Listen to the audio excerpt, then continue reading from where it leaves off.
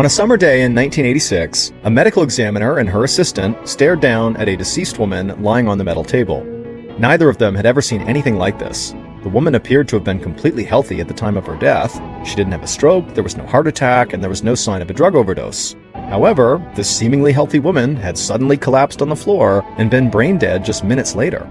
Just then, the assistant took a long, deep breath in through her nose, and after she did, she looked over at the medical examiner with wide eyes. The medical examiner did the same thing and took a long, deep breath in through her nose. They both smelled a very strange odor, and it smelled almost like almonds. The medical examiner could hardly believe it. She'd only heard about something like this happening in movies and detective novels. But that smell meant one thing to her and to the assistant. This deceased woman must have been poisoned with cyanide. And this theory would soon lead to a large-scale investigation by local police and the FBI, and what they would find would cause panic across the entire United States. But before we get into this story, if you're a fan of the strange, dark, and mysterious delivered in story format, then you've come to the right podcast, because that's all we do, and we upload twice a week, once on Monday and once on Thursday. So if that's of interest to you, please give the follow button a big bag of gummy bears, but don't tell them they're sugar-free. And then as soon as they begin eating them, go ahead and make sure you padlock all the bathroom doors. Okay, let's get into today's story.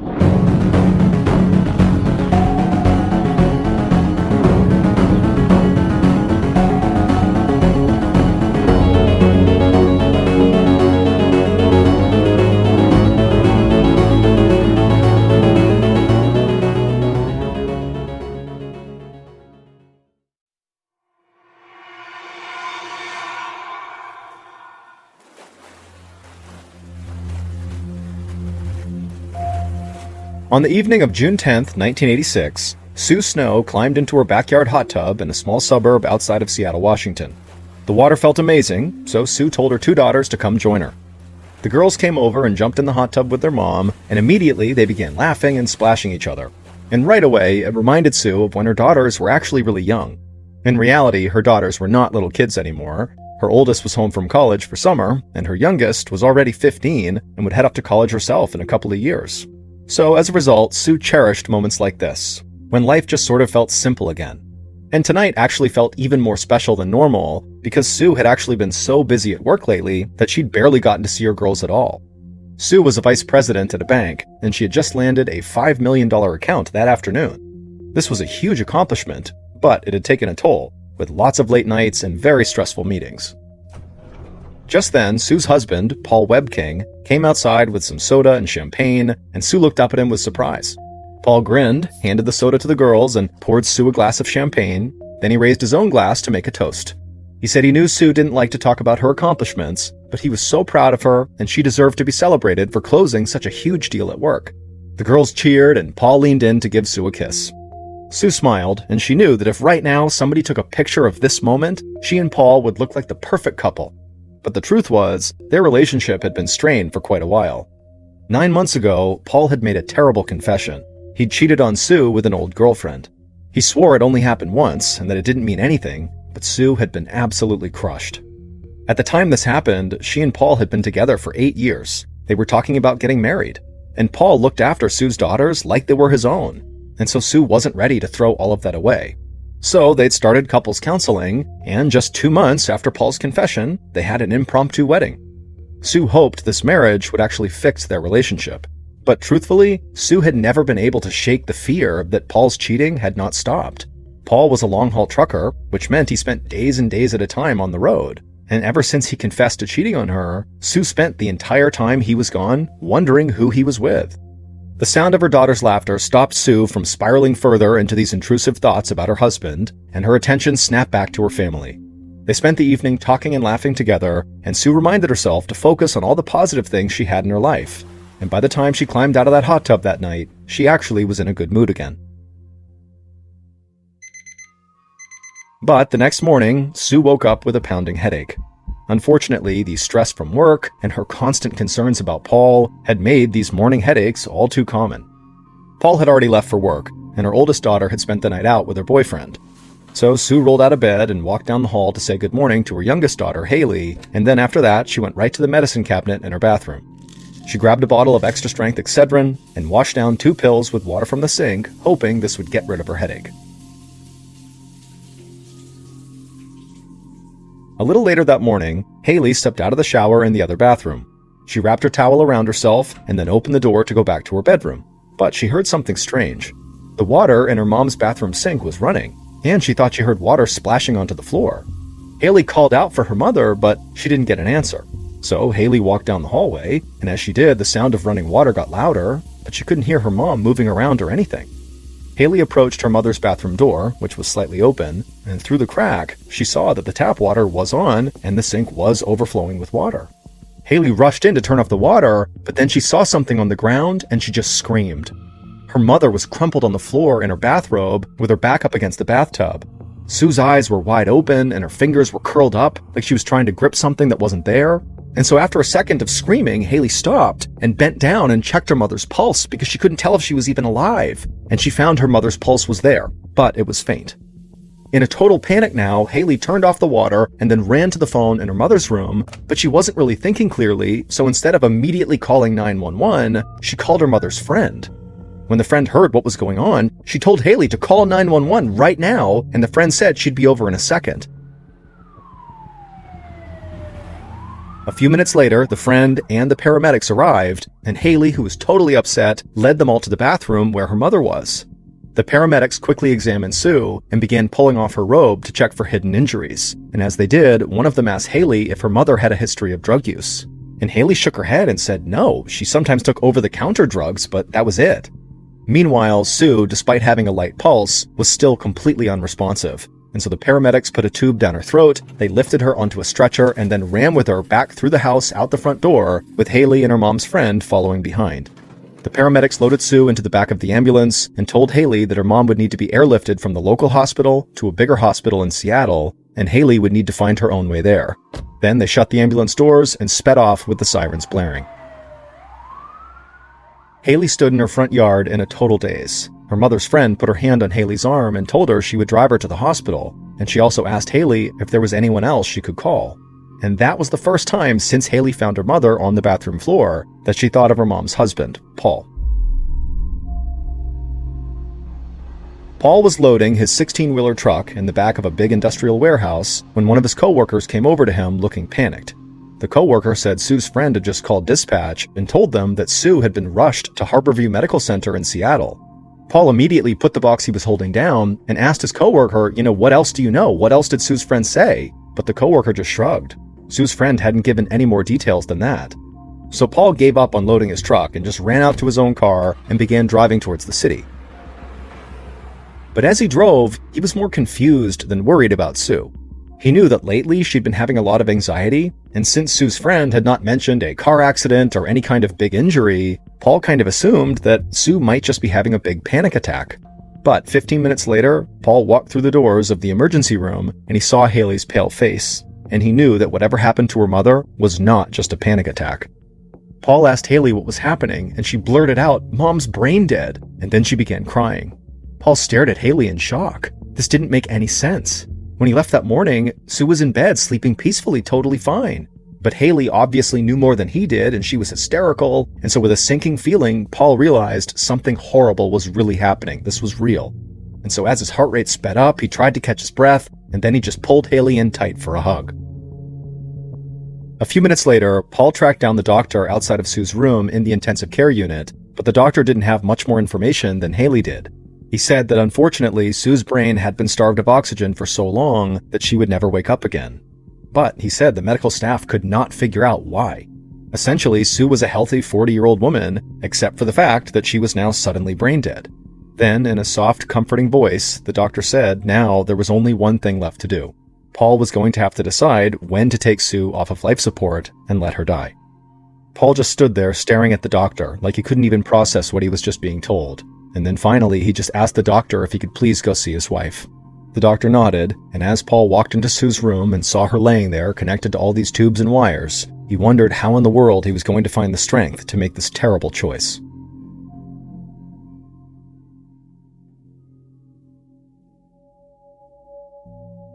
One day later, the medical examiner put on a pair of rubber gloves and walked up to the metal table that held Sue's body. Paul had waited until Sue's older daughter could make it to the hospital to say her goodbye to her mother before Paul gave the doctors permission to take Sue off of life support. And so now the medical examiner had to solve the mystery of why this seemingly healthy woman had suddenly collapsed and died just 5 hours later. An assistant took notes as the medical examiner narrated her findings, but she was as baffled as the hospital staff.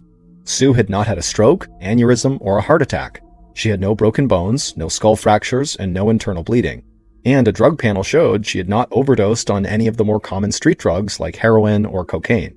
So the medical examiner began to think that her only hope of solving this mystery would likely come from the full toxicology report, which would take several more days to complete.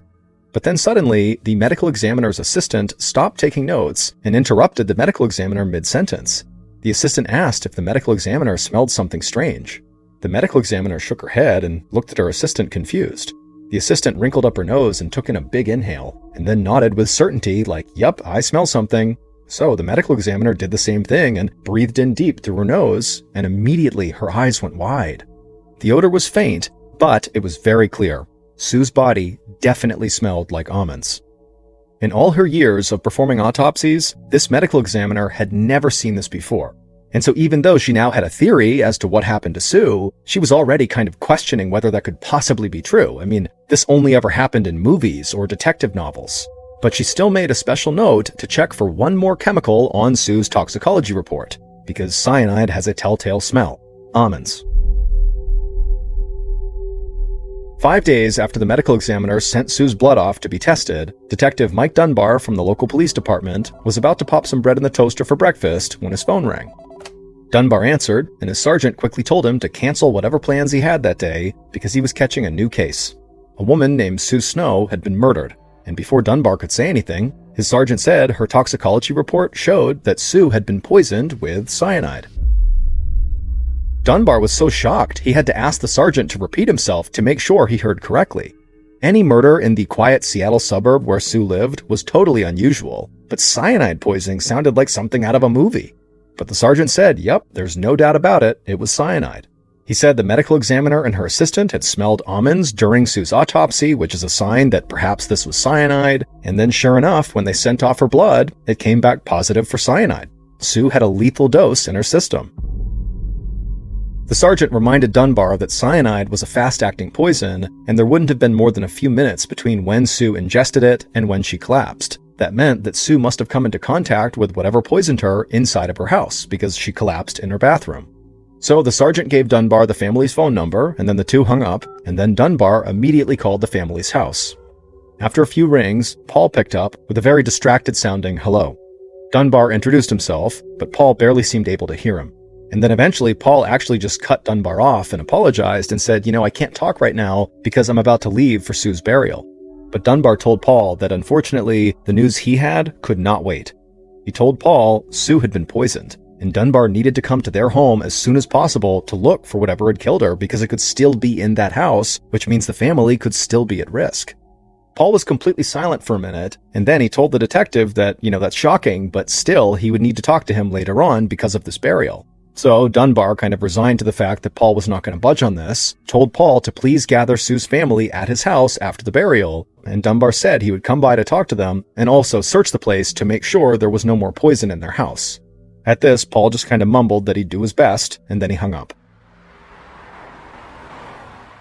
Later that day, Detective Dunbar arrived at Sue and Paul's house, and when he got there, he saw the other detective who was going to help him with the search of the house. Then the two of them walked up to the front door, and Dunbar knocked on the door, and as they waited, Dunbar turned to his colleague and warned them that the family had just come back from Sue's burial, so the mood was going to be very sad and heavy. However, when Paul opened the door, upbeat music was blasting from the stereo, and Dunbar could hear people laughing inside the house. Paul smiled and welcomed the two detectives inside, and he told them that instead of having a gloomy wake, he decided to hold a celebration of Sue's life. He said being sad and crying really didn't help with anything. Dunbar nodded politely, but he shared a quick, suspicious look with the other detective. This was not what either of them had expected at all. Paul pointed them to the bathroom where Sue had died, and he told the detectives that the family had not touched anything inside of there at all. Dunbar then gave Paul a form asking for consent to search the house, and Paul signed it right away. But before the detectives got started, Paul told them he had one question. Dunbar nodded and looked at him intently, curious to hear what this question was. Paul then held up a menu and said he was ordering pizza, and his question was, "Do you want any pizza?" Dunbar knew people grieved in different ways, but he could not get over how relaxed Paul seemed. But he thanked Paul for the offer and said no, they didn't want any pizza, and then they headed down the hall towards the bathroom. Dunbar put on rubber gloves and then stepped into Sue's bathroom and went right for the medicine cabinet. One by one, he took out bottles of prescription medication and over-the-counter pain pills and carefully dropped each one into its own evidence bag. As Dunbar worked, the other detectives searched the rest of the house, looking for anything stored in the closets or garage that in theory could contain cyanide. When Dunbar finally finished in the bathroom, he walked back to the kitchen and he found Paul sitting quietly at the table. By now, most of the guests had left and the music had been shut off and the pizza was getting cold on the counter. Paul seemed to have lost all the energy he'd had when Dunbar and his colleague had first arrived. Dunbar saw an opportunity here, and so he sat down and just began asking Paul questions about where he had been and what he was doing on the morning Sue had died. Paul told Dunbar that he'd left for work before Sue had woken up, and then later that morning, he learned that his stepdaughter, Haley, had found Sue on the bathroom floor. Paul's voice sounded very tired, and his story was very to the point, without any of the extra details that could sometimes indicate a person was making things up. Dunbar wondered if maybe he'd misjudged Paul. Maybe Paul's oddly excited demeanor from earlier was really just his attempt to cope with overwhelming grief and shock. Of course, Paul might also have realized he'd made a very bad first impression on the police, and so maybe now he was just trying to backpedal and act really upset, like the way they would expect him to. So Dunbar wasn't really sure what to make of Paul. After asking Paul a few more questions and feeling satisfied that Paul had told him everything he knew, Dunbar thanked Paul and then excused himself to go talk to Sue's daughters and the other family members who were still in the house. But when he spoke to them, they all seemed totally drained, and none of them really had anything new to share. And so at this point, Dunbar understood that really there was only so much progress he could make without knowing what exactly had poisoned Sue. So he and the other detective thanked the family, they gathered up all their bags of evidence and left to go turn in everything they had found to the lab. At 8 p.m. that night, Detective Dunbar was back at home relaxing by himself when his phone rang. It was a scientist from the Food and Drug Administration, or FDA for short, which is the government agency responsible for ensuring that food and medicines are safe. Dunbar had sent all that evidence he collected at Sue's home to the FDA for testing, but he definitely had not expected a callback so quickly. The FDA scientist told him on the phone that this was a very urgent matter. They had found the source of the cyanide. It was in the Excedrin painkillers inside of Sue's medicine cabinet that she was taking for her headaches. Someone had replaced the powder-filled Excedrin gel caps with gel caps that were filled with cyanide powder. Of the 56 pills that were still inside of the bottle, 7 more contained cyanide. And suddenly, Dunbar knew exactly why the FDA had 1, tested everything so quickly, and 2, reached out to him right away. The implications of these pain pills containing the cyanide was that perhaps Sue was not like a targeted killing. Perhaps the murderer or murderers walked into a pharmacy or multiple pharmacies and just slipped poison pills in with the over-the-counter pain medication. And if that's what happened, there was no way to know if just 1 bottle had been poisoned, or if there were more poison pills out there either still waiting on store shelves or in unsuspecting people's medicine cabinets. Like this could be a full-blown national emergency. And this was actually not the first time something like this had happened before. Just 4 years earlier in Chicago, Illinois, 7 people had died after taking cyanide-laced Tylenol they bought in their local pharmacies and grocery stores. When news of the deaths had broken, there was a national panic, and despite the intense investigation that followed the Chicago Tylenol murders, the killer had never been caught. Now, Detective Dunbar realized that the Tylenol killer may have just struck again, or he could be dealing with a copycat killer. Either way, if this killer really was murdering at random through these poison medication bottles, well, figuring out their identity would be very difficult, if not impossible. Dunbar thanked the FDA scientist and hung up. Then he immediately called the chief of police and let him know they might have a large-scale incident on their hands. The city was going to have to put up some kind of an alert. But even though Dunbar realized this case could be on the scale of the infamous Tylenol murders, he wasn't totally convinced that somebody had tampered with Sue's Excedrin in a store. The more simple explanation was that this was not a random murder, that somebody who knew Sue, who had a reason to kill Sue, specifically put cyanide pills in with her Excedrin pills. And if that was the case, Dunbar thought Sue's husband Paul was the most likely suspect. So Dunbar called Paul and told him that it turns out it was specifically the Excedrin that had killed Sue. That's where the cyanide was. And in a calm voice, Paul replied to this by saying that he was not surprised. Dunbar was so shocked by Paul's answer that he just kind of fell silent for a second. He couldn't understand how Paul could have thought the Excedrin was poisoned unless he was the one who poisoned it. Then suddenly, Paul began stammering, and he told the detective that, "Oh my goodness, I've taken 2 of those exact Excedrin pills myself. I could have died." And then Paul began to hyperventilate over the phone. But the whole thing felt a little too theatrical for Dunbar. For Paul to go from not even being surprised about the Excedrin to suddenly panicking that he could have been a victim himself just felt very performative. So Dunbar asked Paul if anyone had seen him take those Excedrin pills. If this really was Paul's story, Dunbar wanted him to prove it. But Paul, who was still hyperventilating, said no, he was alone when he took the pills. However, this only added to Dunbar's suspicion of Paul.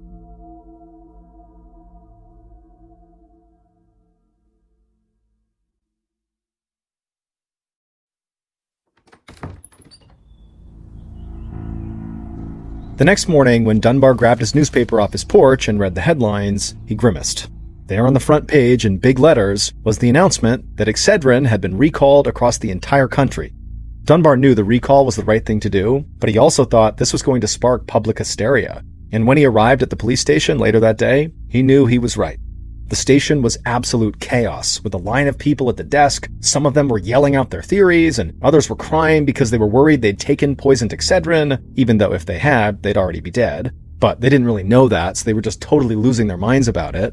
But it wasn't just civilians that were clogging up the police station hallways. An entire busload of FBI agents had descended, and Dunbar watched them setting up a command post in a big conference room.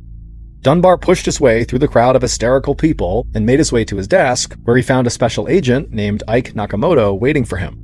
Nakamoto was a big, serious-looking guy, but the moment he saw Dunbar, he smiled and shook Dunbar's hand and apologized for the mess.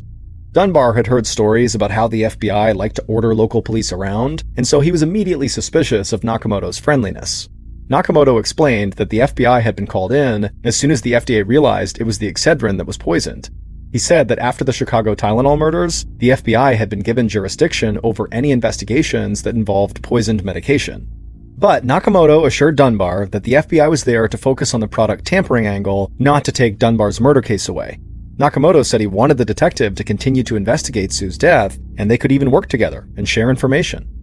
Dunbar managed to smile and said he'd be happy to work together, but he said he still thought the killer was much more likely to be Sue's husband, Paul, than some anonymous poisoner.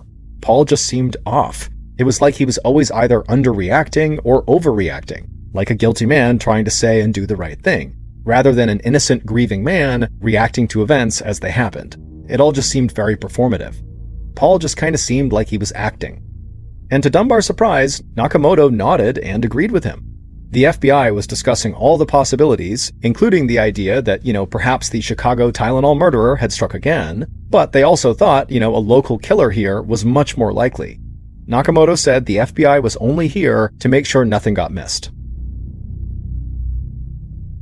All day long, FBI agents flooded local pharmacies and grocery stores, taking more than 15,000 bottles of Excedrin off shelves and out of storage rooms and sending them out for testing. And while that was happening, people kept filing into the police station looking for answers. But by the evening, things had finally quieted down around town and at the station, and Detective Dunbar was exhausted and ready to go home. So he picked up his car keys and headed for the door, but right as he was about to leave, Nakamoto stepped out of the room the FBI had taken over and yelled for him to wait. Then Nakamoto rushed over to Dunbar and told him the FBI had just gotten a call from the lab, and they had found another cyanide-laced bottle of Excedrin at a grocery store. Dunbar just hung his head. This meant somebody was almost certainly poisoning medicine at random, likely in the pharmacies or in the grocery store, and this also meant Paul was not nearly as obvious a suspect as Dunbar thought. Now, the killer could be anyone. The next morning, Dunbar arrived back at the police station, thinking his role in the investigation was over. It seemed pretty clear that the killer was poisoning bottles at random, which was way beyond anything Dunbar or his small police department had the resources to handle.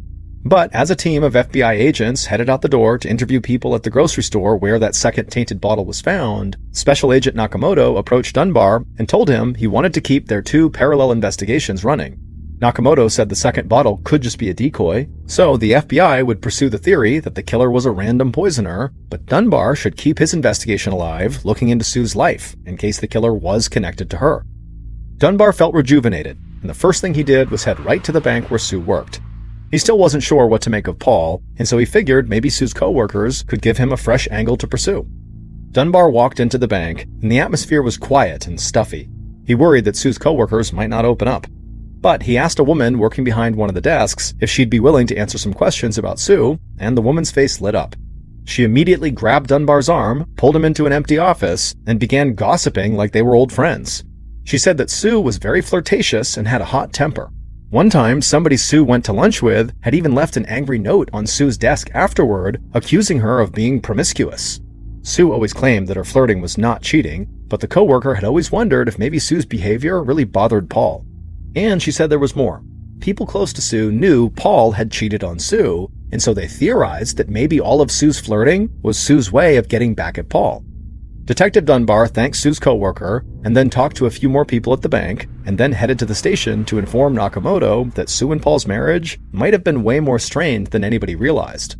But when Dunbar got to the station, Nakamoto was waiting on the steps with 2 coffees in his hands. He handed one to Dunbar and told him he had big news. Now, most of the people who had called into the police station worried that they or their loved ones had been poisoned by Excedrin that was laced with cyanide, were people who were just reacting to headlines and being paranoid. But it would turn out one of them was right. There had been another death from cyanide poisoning in town, and it happened 3 days before Sue's death. Nakamoto said the victim was a man named Bruce Nichol, and he had died suddenly of what doctors thought was emphysema, which is a very serious lung disease. But Bruce's wife, Stella, did not believe that because Bruce had never been diagnosed with emphysema. So, a couple of days after Bruce's death, when Stella saw the news about Sue and the Excedrin, she called the FBI saying her husband had died very mysteriously not long before Sue, and so maybe he had died from cyanide. Now, by this point, her husband Bruce had actually already been buried, but he had donated his eyes. So, a vial of Bruce's blood had been taken to determine blood type, and then that blood had been stored at the blood bank. So the FBI sent that blood out for testing, and it would turn out it was positive for cyanide. Detective Dunbar didn't know what to say. After his trip to the bank, he'd convinced himself all over again that Paul must have been Sue's killer, retaliating that she was flirting and potentially cheating on him. But Bruce Nichol's death would mean that Paul killed 2 people, one of them 3 days before Sue. And so Dunbar wanted to go talk to Bruce's wife, Stella, to see if maybe there was some connection between Bruce and Sue. But Nakamoto stopped him and reminded Dunbar that the tampering angle was the FBI's case, and so Nakamoto would interview Bruce's wife Stella, and then he would tell Dunbar what he learned.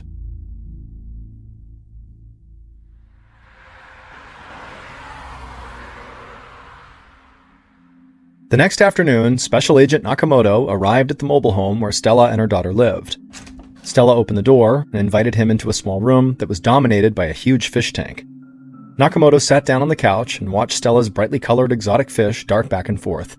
Stella watched him and told him she actually had a dream of opening up an exotic fish store of her own someday. Nakamoto smiled and said the fish were beautiful. Then, in a gentle voice, he asked Stella to please tell him what happened to her husband. But Stella said there really wasn't much to tell. Bruce had gone outside on the deck to get some fresh air, and then suddenly he collapsed. She said he had just taken a handful of Excedrin, and usually he took 4 pills at once. Nakamoto nodded and then asked Stella if she remembered where and when these pills had been purchased. Stella said she didn't, but Bruce saved all their receipts for tax purposes. So she got up and then quickly returned with a small box full of receipts. She said Nakamoto might have to dig a little bit, but she was almost positive he would find the receipt he needed.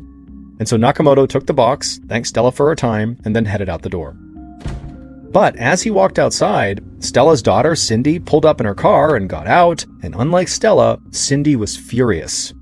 Nakamoto wasn't even down the steps before Cindy launched into a tirade, saying she couldn't believe the police were here questioning her family, like they would never hurt Bruce.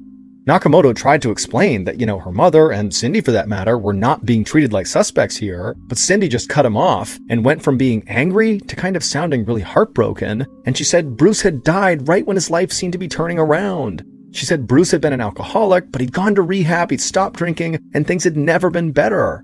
And then Cindy dropped her head into her hands and looked like she was crying, and Nakamoto just said, "Look, I'm only here to ask everybody questions. That's how we're going to figure out who killed Bruce." But Cindy just continued to cry and said it just didn't seem fair. It's like everything had been going so well for him. How could this happen? Nakamoto just said how sorry he was, and he told Cindy he would find the person who did this. Over the next few days, Nakamoto and his team tried to track down the source of the cyanide that was used to poison the Excedrin to see if they could figure out where the killer purchased it. Even though cyanide is obviously deadly, it's actually widely available. It's used in photography, jewelry making, drug manufacturing, and lots of other industries. And so quickly, the FBI realized that trying to track this down was kind of a dead end. There were too many places it could have come from.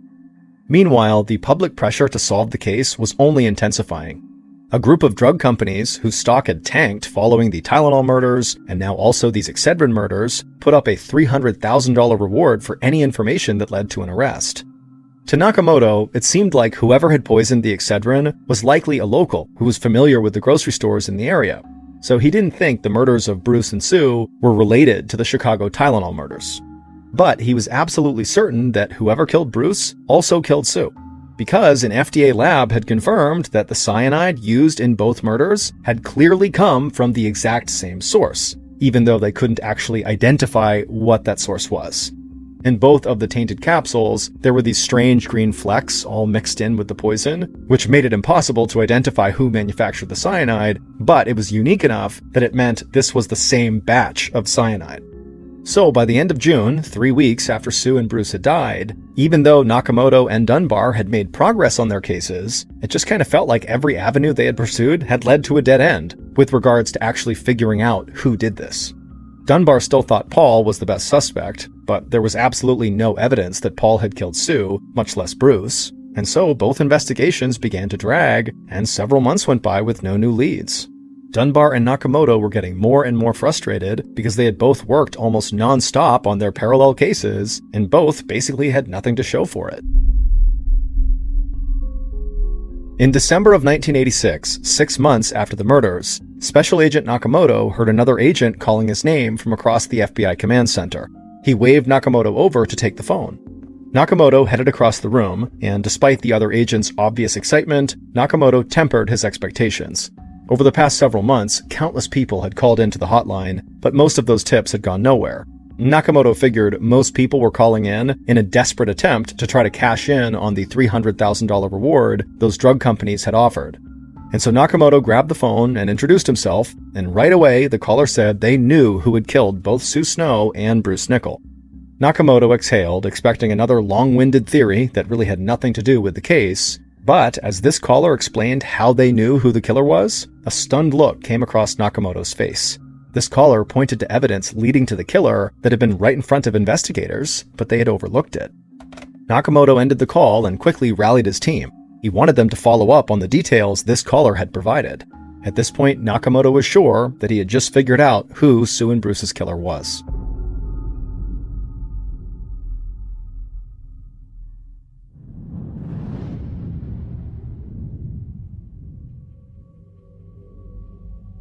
On a summer day in 1986, the killer put on a pair of gloves and then poured a vial of powdered cyanide into a bowl.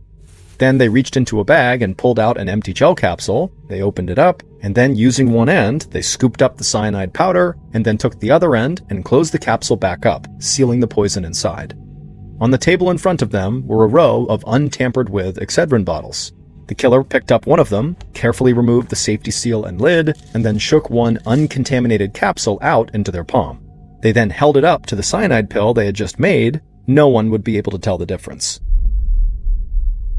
After replacing the cyanide pill in the bottle they had just opened up, they did the same thing with the other bottles, basically taking out a handful of good pills and replacing them with more cyanide pills. When the killer was done, they carefully glued the plastic safety seals back onto all of these now tampered-with Excedrin bottles and put the lids back on them. Then the killer put those tainted bottles in a shopping bag and walked out to their car. The killer drove to a grocery store, went inside, and headed for the pharmacy aisle. Once they were there, they looked around to make sure nobody was watching. Then they reached into their bag, pulled out a poisoned bottle of Excedrin, and placed it on the shelf with all the others, and it looked like it belonged there. Satisfied with their handiwork, the killer walked back outside. And then, just hours later, Sue Snow walked into that same grocery store and happened to buy that exact poisoned bottle of Excedrin that would kill her. But it would turn out the killer, who thought they had gotten away with it, had left behind one telltale clue. Those green flecks mixed in with the cyanide, the flecks that had baffled investigators and made it impossible to trace the source of the cyanide, well, it would turn out those flecks were dust from an algae pill used to keep the water clean in large fish tanks. And with that clue, Agent Nakamoto and his team came to realize that about a week before Sue ever stepped into that store, Stella Nickel had used tainted Excedrin to kill her husband, Bruce. Stella had crushed up the cyanide she had put in her husband's Excedrin in the same bowl she used to crush up the algae pills she used in her fish tank, and remnants of that algae showed up in samples of the tainted Excedrin. The tipster who had reached out to the FBI was Stella's own daughter, Cindy. It was Cindy who had at first insisted to Agent Nakamoto that nobody in her family would ever hurt Bruce, that they were the happiest they'd ever been since Bruce stopped drinking. But now, Cindy had a different story to tell. She said her mother, Stella, hated who Bruce had become after he quit drinking. Instead of getting dressed up and going to bars and hanging out with friends, Stella and Bruce now just stayed home all the time, and so Stella was bored. She missed her old life, and she felt like Bruce's new sobriety was holding her back. Cindy said Stella had even talked to her about how easy it would be to recreate the Chicago Tylenol murders and make it look like somebody had overdosed. Despite that, Cindy had tried to convince herself after Bruce's death that her mother's comments were just a weird coincidence. But then 6 months after the murders, Stella told Cindy she was going to use Bruce's life insurance money to live out her dream and open up a tropical fish store. And at this point, Cindy couldn't deny it anymore. She felt nearly certain that Stella must have killed Bruce for his money. Stella could have gotten away with this whole thing, but Bruce's autopsy didn't pick up the cyanide. Instead, the coroner listed Bruce's cause of death as emphysema. And that was actually a bad thing for Stella, because the life insurance policy she had on Bruce paid an extra $100,000 if his cause of death was accidental, i.e. cyanide, accidentally consumed cyanide, that's what she was hoping it would be, rather than emphysema, which is considered, a natural cause death, and so therefore would not be considered accidental. And so when Stella found out about this, she went back to the store with more cyanide pills because she needed another death, another cyanide death, to be able to have her own husband's cause of death reinvestigated. And Sue just happened to be the unfortunate victim who grabbed that bottle off the shelf that Stella had left. It would turn out Paul had nothing to do with Sue's murder. She was literally a random victim. Stella was arrested by the FBI and charged with 2 counts of causing death by product tampering. She was eventually found guilty and sentenced to 90 years in prison. Stella's daughter, Cindy, would receive $250,000 of that $300,000 reward the drug companies had offered. As for Sue's daughters, they received money in an out-of-court settlement with the drug manufacturer. They put it towards their college education, which is what they thought their mother would have wanted them to do.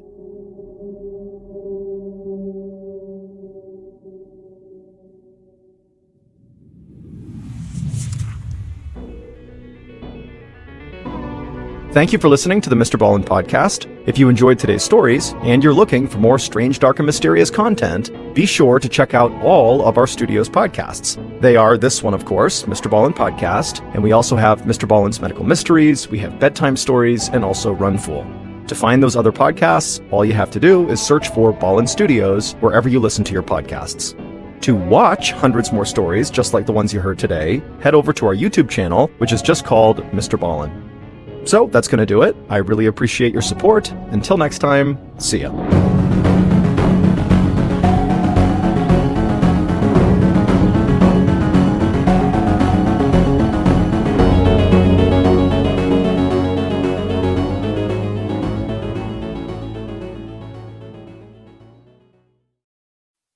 The crime at the center of today's story is considered to be one of the most disturbing and heinous of all time.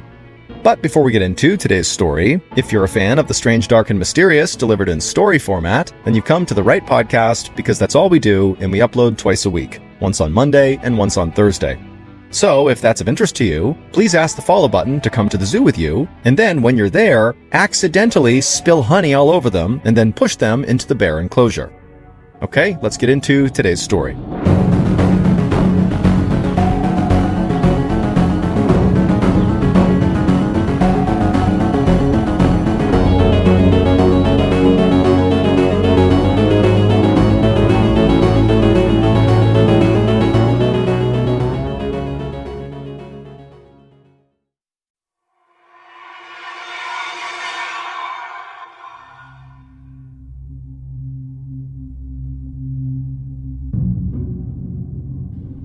Austin Harif was born on December 21st, 1996, to a dentist and a pharmacist. They lived in a beautiful home in Palm Beach County, Florida, which is not only one of the nicest and wealthiest places to live in Florida, but it is one of the nicest and wealthiest places to live in all of America. And that's why, as of 2021, there are 44 billionaires that call this paradise their home. In 2010, when Austin was 13 years old, his parents suddenly got divorced, and within the same calendar year, both of his parents had new girlfriends and boyfriends. Now, of course, this was a shock to Austin and to his 1 year younger sister Haley, but they both relatively quickly adjusted to their new normal. And that was in large part because the kids didn't move out. They stayed in the family home with their mom, and their father, he did move out, but he moved into a home that was very close by. About a year after the divorce, Austin began high school, and immediately he excelled. He was placed into all advanced classes, and within these advanced classes, Austin was consistently at the top of his class.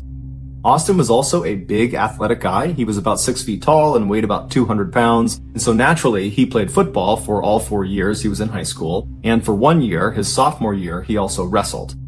But despite his size and willingness to play these very rough physical sports, Austin was not an aggressive guy. In fact, his football coaches actually used to criticize him for not being aggressive enough. And on game days, they would try to make him mad in hopes that would inspire him to go out there and smash some people. But it really didn't work because Austin was Austin. He was just kind of a laid-back guy who was actually much more interested in helping people than smashing them. In fact, towards the end of high school, Austin became obsessed with trying to identify a career that would allow him to help the most people. And he was so passionate about this that when he spoke about it, a huge smile would kind of involuntarily appear on his face. And so because of this, and because of Austin's generally happy disposition, his father very lovingly began referring to him as the happy boy. Shortly before Austin's graduation in 2015, he received a letter in the mail from Florida State University, and it was informing him he had been accepted into their 4-year pre-med program. Austin had settled on medicine as being his intended career path to help the most people, and so being accepted into this very prestigious program was like a best-case scenario. And so Austin and his family were elated, and that summer that followed his high school graduation was totally charmed. Austin was on cloud nine. He spent a lot of time with his family and his friends. And then finally, at the end of the summer, his family packed all of his stuff into the car and they drove 6 hours north to Tallahassee, where the Florida State campus was. They helped move him into his dorm, and then afterwards they gave him a big hug, said good luck, and they left. And I'm sure on their ride back, the family members thought to themselves, Austin is doing so great. He is not only ready for college, he is ready to be an adult. He's ready to live on his own and be responsible. And at the end of Austin's first year in college, that supposition about him ready to be an adult seemed to be accurate. Austin got excellent grades, he met a nice girlfriend, and even though he wasn't playing organized sports like football, he had found another athletic outlet in bodybuilding. And he had actually built a decent-sized social media presence around bodybuilding and fitness. But underneath all of this public success Austin was having that year, he was actually struggling a lot of the time. He just wasn't telling anyone. In a journal he kept, he documented a deep sense of inadequacy caused primarily from his sense that his peers didn't accept him.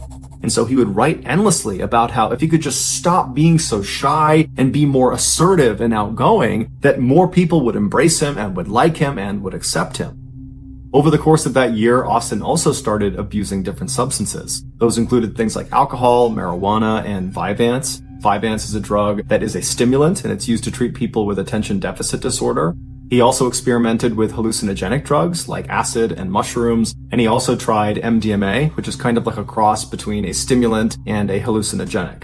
And those are just the drugs that we are aware he was taking. It's entirely possible he was taking other drugs too. Regardless, Austin began oscillating between the high of whatever drug or combination of drugs he was on to the low of his sober mind, which was totally saturated with anxious and depressive thoughts. Before the end of the school year, Austin was secretly poised for a full-blown mental breakdown, and it seemed like he knew it was coming too.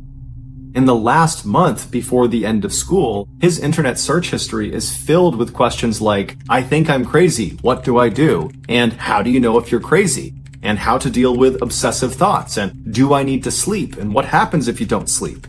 It was clear he was starting to question his own sanity.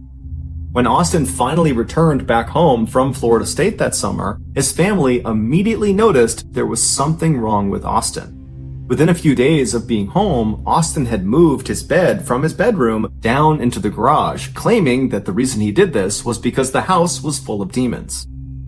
At night, instead of sleeping, Austin would patrol the house. He would literally just walk all around the house all night, never stopping, and every 2 hours he would knock on the bedroom doors of his family members and loudly announce that he was guarding them from the demons in the house.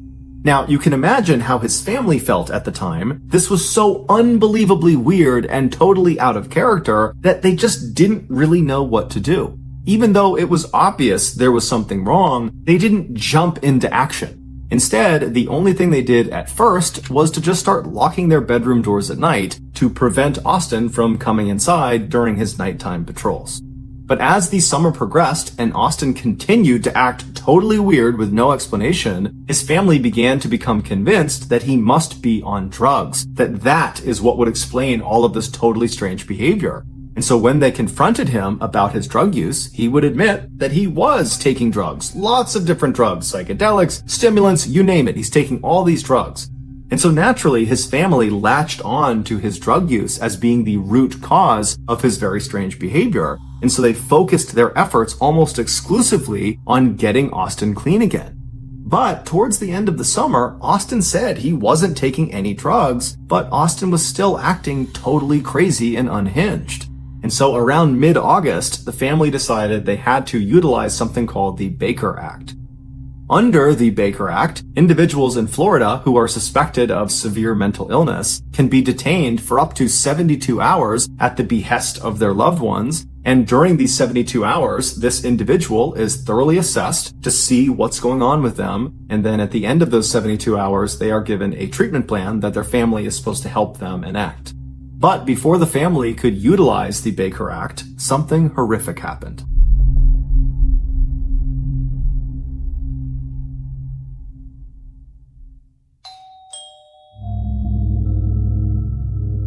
On the morning of August 15th, one of Austin's very close friends, who he had known since second grade, said Austin just showed up at his house without calling ahead of time or letting him know, which was very uncharacteristic. And when this friend opened the door to see what Austin wanted, Austin just asked him, "What year was I born?" And so the friend says, 1996? And as soon as Austin heard this, he didn't give a reaction to it. He just turned around and he left. And so this longtime friend is looking at Austin walking away, wondering, what's going on with this guy? Is he high on drugs? Is he drunk? What was that? So the friend goes back inside his house and he's thinking to himself, what should I do? And so after a couple of minutes, he decides, I gotta call Austin and make sure he's okay. So he calls Austin picks up, and it's unclear what they talked about on the phone, but the friend convinced Austin to come back to his house and to just spend the day with him. But really, the friend just wanted to make sure Austin was okay. And so Austin comes back to the friend's house, and then the two of them actually would leave the house and meet up with some of their other friends that were in town that summer, as well as meet up with Austin's sister. And so the group, they decide they're gonna go to the beach for the day. And on their walk to the beach, Austin tells the group that he just needs to get something at his house and that he will meet them down at the water. And so at this point, the group believes Austin is just fine. So they say, okay, yep, we'll meet you down there. So Austin breaks off. He goes to his house. And when he goes back to the beach and meets up with his group of friends again, he's changed his outfit. He was now wearing this very thick, large football jersey. He was wearing long sweatpants that were also very thick. He had on 2 wristwatches and he had on sunglasses.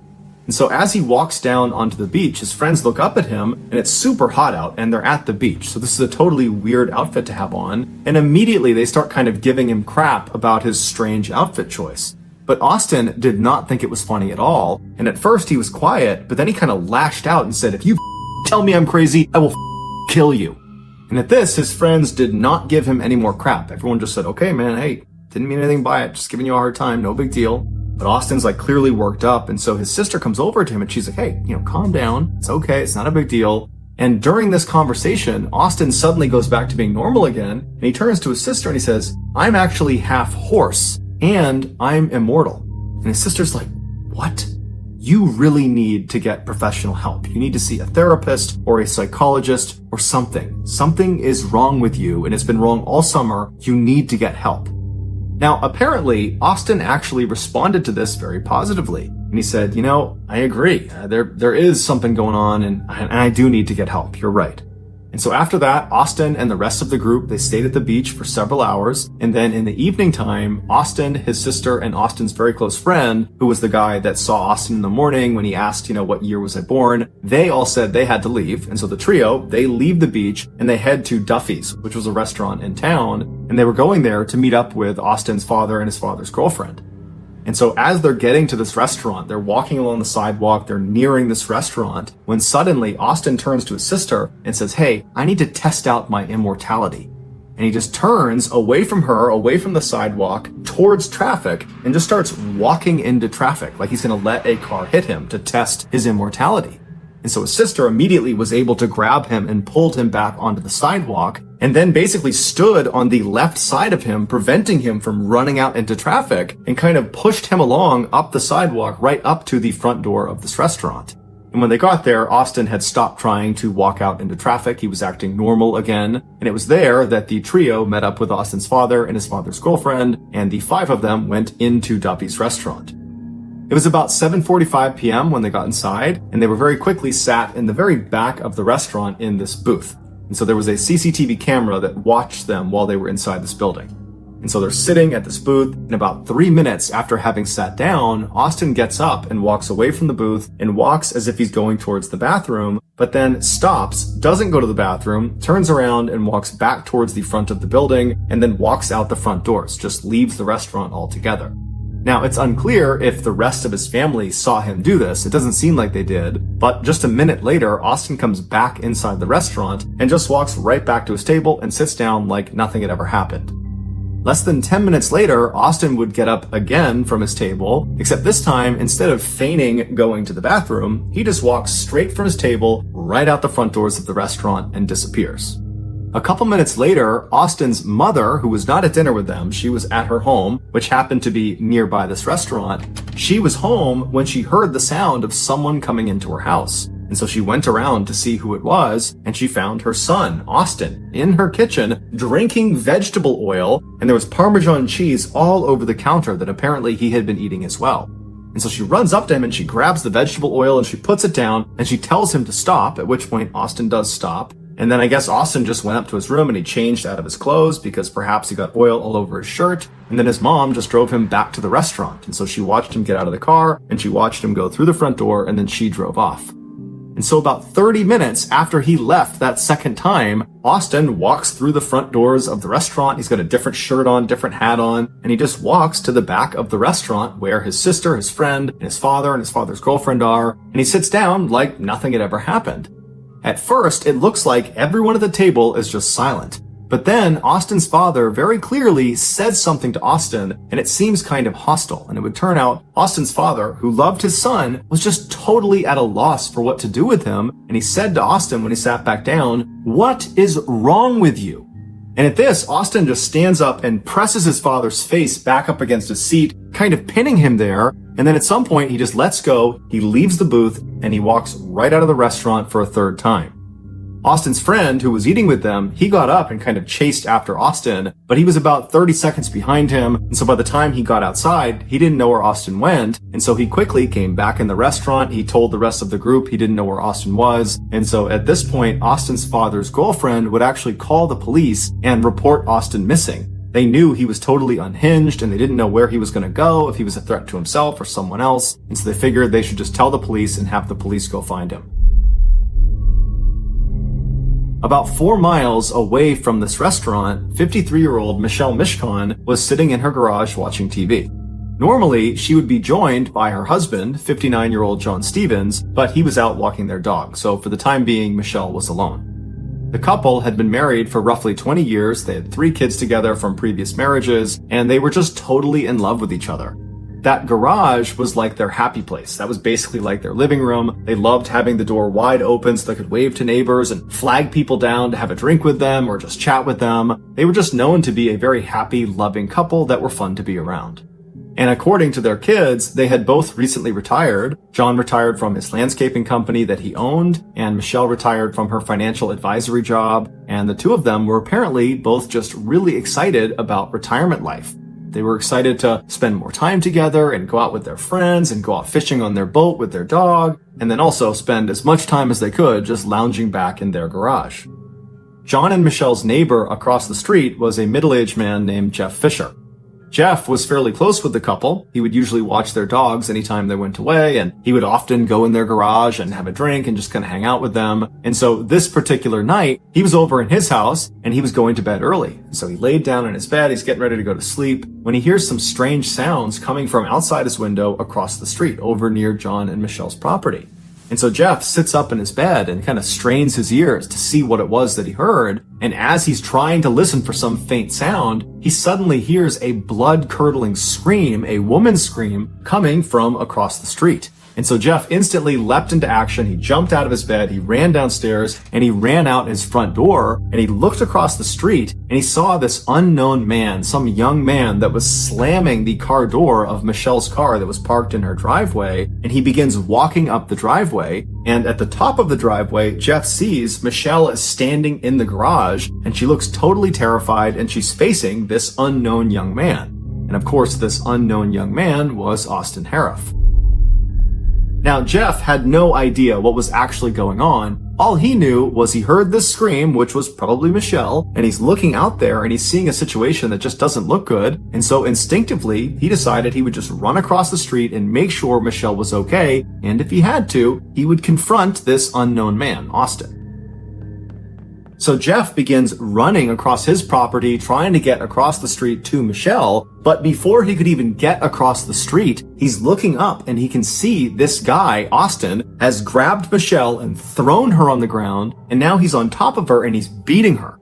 And so Jeff runs onto the driveway, and as he's going right up the driveway between the two cars that were parked there, Austin leaps off of Michelle. He turns around and he looks at Jeff and he says, "You don't want a part of this." And now Jeff, he's a pretty big guy, and so he's looking at Austin, and he knows that if he doesn't do anything, this guy is just going to continue pummeling poor Michelle, and he had no idea where John was, and so he ran up and kind of lunged at Austin, and as he did that, Austin swung, and he hit Jeff right across the side of the head. But Jeff took the hit, he didn't fall down, he grabbed Austin by the collar and threw him as hard as he could to the ground, and Austin, he hit the pavement hard, face first. And so Jeff is looking at this guy, kind of thinking he's not going to get up. But as he's assessing the situation, watching Austin stand back up again, Jeff suddenly feels a blinding pain in his face, in the side of his head, in his neck, on his back. And he looks down and he sees blood all over his arms. It's everywhere. He's covered in blood. It would turn out Austin was carrying a knife. And so when he punched Jeff, that knife went into his face, it cut the side of his head, it cut his neck, and it cut his back. He had 5 different puncture points from that one swing. And so Jeff believed at the time this was a potentially fatal wound. He was worried perhaps his jugular had been struck and he was bleeding to death. And he's seeing Austin stand back up, coming right after him with this knife. And so Jeff decides their only chance is for him to run and call the police. And so he runs into Michelle's property. He's thinking that he's kind of drawing this guy towards him away from Michelle. He runs into their property, kind of slams into all their doors. He goes out a back door and then he loops around the property and then he makes a run for it straight across the street to his house. Never once did he turn around to see if this guy was after him. He figured he was right behind him. He gets to his house, he runs inside, he locks the door, and then he calls 911. After the call is placed and Jeff is certain that help is on the way, he's barely conscious, but all he can remember thinking was, I hope this maniac, Austin, has abandoned his attack and just run off. Or, I hope John has come outside and he's helping his wife. But unfortunately, all Jeff could hear was the sound of Austin across the street making these loud, animalistic grunting sounds. And at the same time, he hears the sound of someone screaming at the top of their lungs. He doesn't even know if it's one person, if it's 2 people, if it's male, if it's female. All he hears is screams and grunting sounds. And then seconds later, the police show up.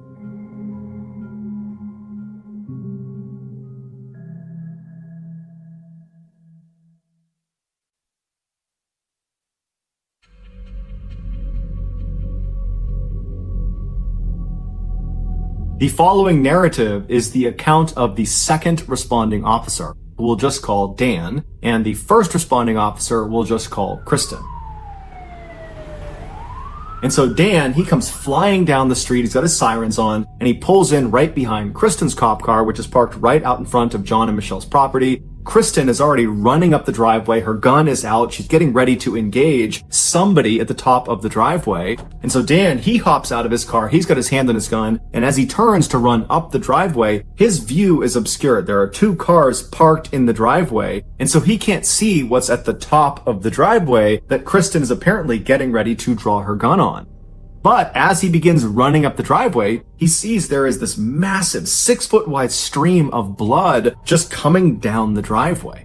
And so he goes around the left side of the left car, he goes up and he sees Kristen right at the top of the driveway. She's got her gun aimed at the ground right in front of the car, so he can't see what's in front of the car yet. He comes bombing around the left side right behind Kristen, and he looks down at what she's aiming her gun at, and he sees there's this man lying on the ground. His eyes are open. He's just laying there kind of stiff, and he's looking up at Kristen, and he's looking up at Dan, and he's just quietly saying, "Please help me." The man on the ground was John Stevens, and on top of John Stevens was Austin. He was kind of laying sideways on John's chest. He had his left arm wrapped around John's neck to kind of hold him in place, and then he had his right arm and he was doing something to John's face. But Dan couldn't really tell what he was doing. All he could take in was there was clearly an aggressor, and they needed to get him off of the victim. But Kristen could not take the shot, because if she did, she ran the risk of firing the bullet through Austin into John, killing John. And so Dan tells Kristen, "Hold on, I'm going to tase him." And so he moves around Kristen to her left side, so he's positioned looking down at the back of Austin. He pulls out his taser, and right before he shoots his taser into Austin's back, he sees what Austin is doing to John's face.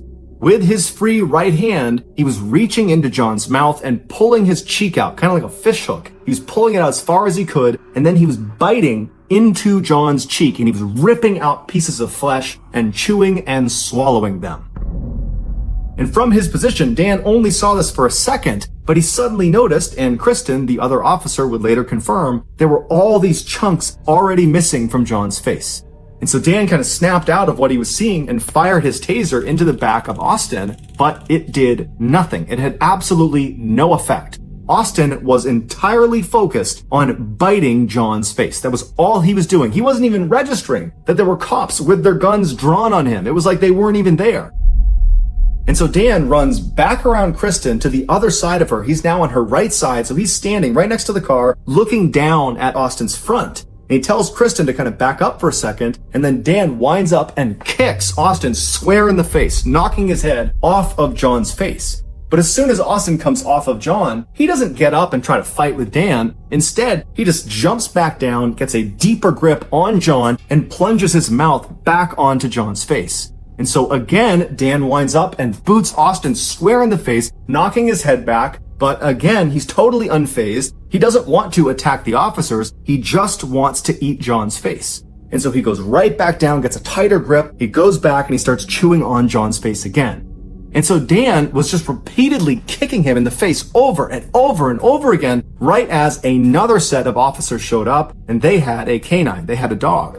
And so they come flying up, they kind of see the situation, and Dan tells them, "Release the dog." And so sure enough, they release the canine. The canine clamps down on Austin's right arm, the arm that was fish hooking and kind of pulling John's face out. And the dog really got a good bite on his arm and yanked it away from John's face. But Austin just instantly ripped his arm back, doing severe damage to his arm from the dog's teeth, and just repositioned himself and went back to biting John's face.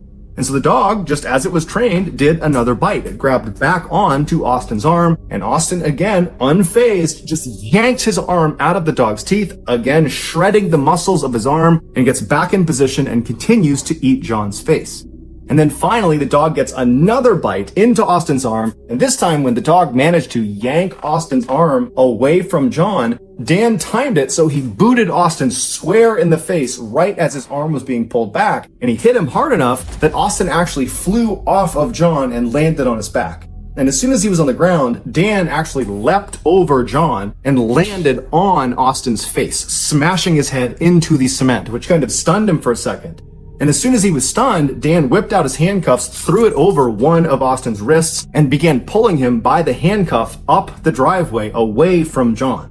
But as soon as he had some separation and Dan went to put the other handcuff on Austin, Austin began fighting back and he looked up at Dan and he screamed, "Kill me! I'm eating humans! Kill me!" Dan didn't even know what to do, and so he's trying to put the other handcuff on him the whole time. Austin is screaming, "Kill me! Kill me!" And so other officers had to run in, and then finally, after 3 other officers came over, they were able to hold Austin down long enough to get both handcuffs on him.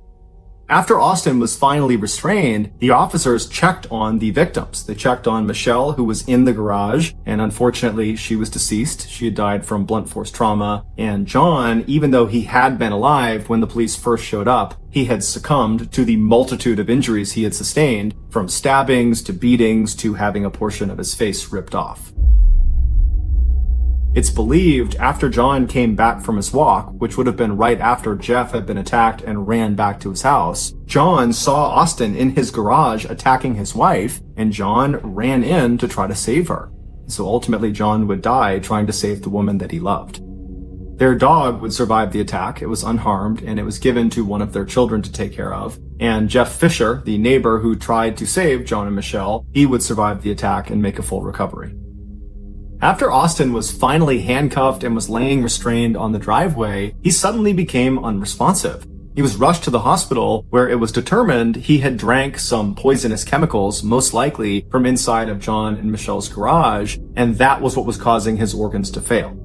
Ultimately, Austin would go into a coma for 11 days from whatever he ingested, but the doctors were able to save his life, and so he would come out of that coma and he would make a full physical recovery. It was initially assumed that because of Austin's drug abuse history, that he must have been on some drug when he perpetrated this heinous crime. It was speculated that he could have been on bath salts or flakka, which are these synthetic hallucinogenic drugs which are very powerful, and at the time they were quite popular in Florida, and they'd caused some other users to go on these kind of wild, violent rampages. And so it seemed to make a lot of sense that he must have been on one of those.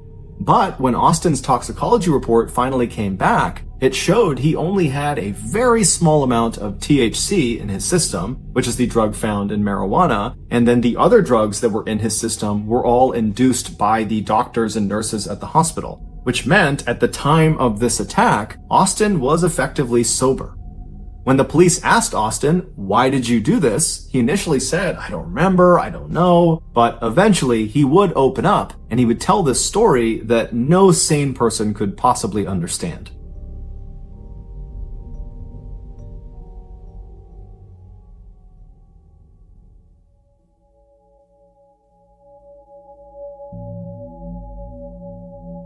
He said after he left that restaurant where his family was that third time after he fought with his father and he stormed out, after that, he saw this dark figure outside with a white face. And he knew immediately that this figure was evil.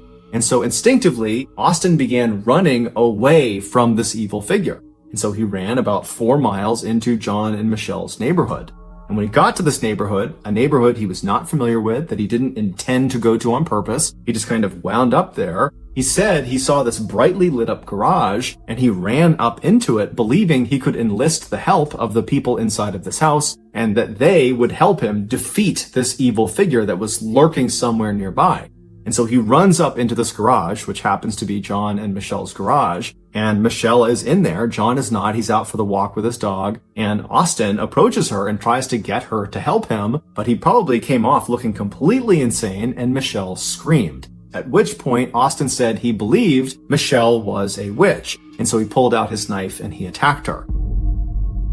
And then after she fell to the ground, Austin said he drank a bottle of alcohol or something, which we now know was most likely very poisonous lawn chemicals that was just in the garage. After he drinks that bottle, he turns around and now he's looking out of the garage towards the street. And he said he saw this other figure in the doorway with a dog next to him. And then Austin said his mind just went blank. It's believed the figure he saw in the doorway was John Stevens returning from his walk, but we don't know for sure, and frankly, this story is pretty incoherent to begin with, because it doesn't account for the fact that before John came back, Austin had been grappling with Jeff Fisher and stabbing Jeff Fisher, the neighbor. But Austin would say he has no recollection of encountering Jeff Fisher, he has no recollection of John or what he looked like, and he certainly doesn't remember biting John's face, and he had no memory of any interactions with police. He said that basically he turned around, he sees this figure, this dog, and then his mind went blank, and then he woke up about 2 weeks later in the hospital. Now, when his story went public, a lot of people just were not willing to accept that story. They said he was making it up so he could plead insanity at his trial and get a lesser sentence. But a world-renowned forensic psychologist named Philip Resnick, who had worked on many high-profile cases before, he did a lengthy assessment of Austin, and he came to a very different conclusion than the public.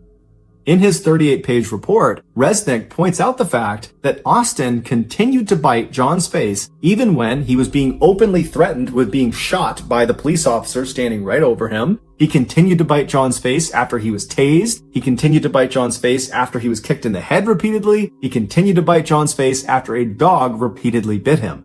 This all suggests that Austin was truly in a psychotic state when this attack occurred.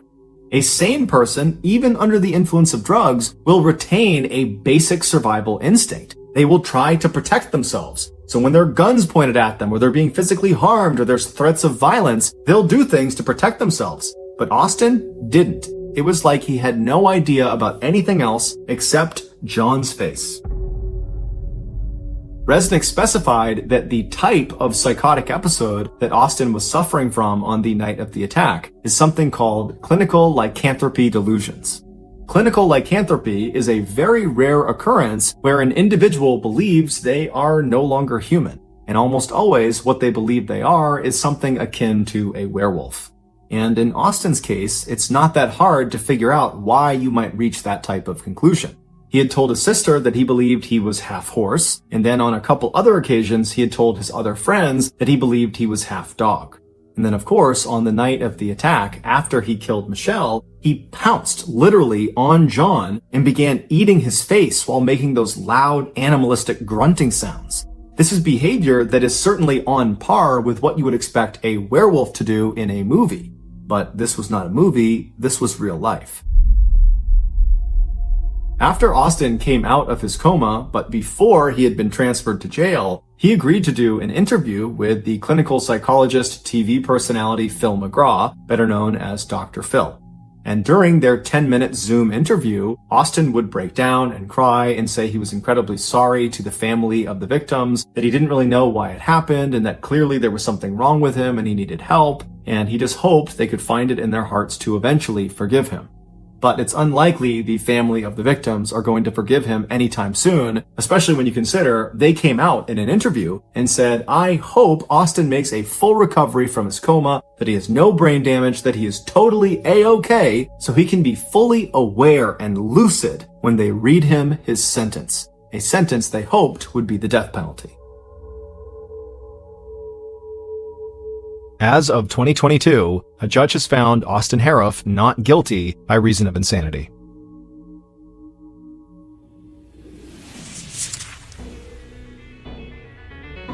Thank you for listening to the Mr. Ballen podcast. If you enjoyed today's story and you're looking for more bone-chilling content, be sure to check out all of our studio's podcasts. Not just this one, but also Mr. Ballen's Medical Mysteries, Bedtime Stories, Run Fool, and Wartime Stories. To find them, all you have to do is look up Ballen Studios on any podcast platform, and boom, you'll find them all. If you want to watch hundreds more stories just like the one you heard today, head over to our YouTube channel, which is just called Mr. Ballen. So that's going to do it. I really appreciate your support. Until next time, see ya.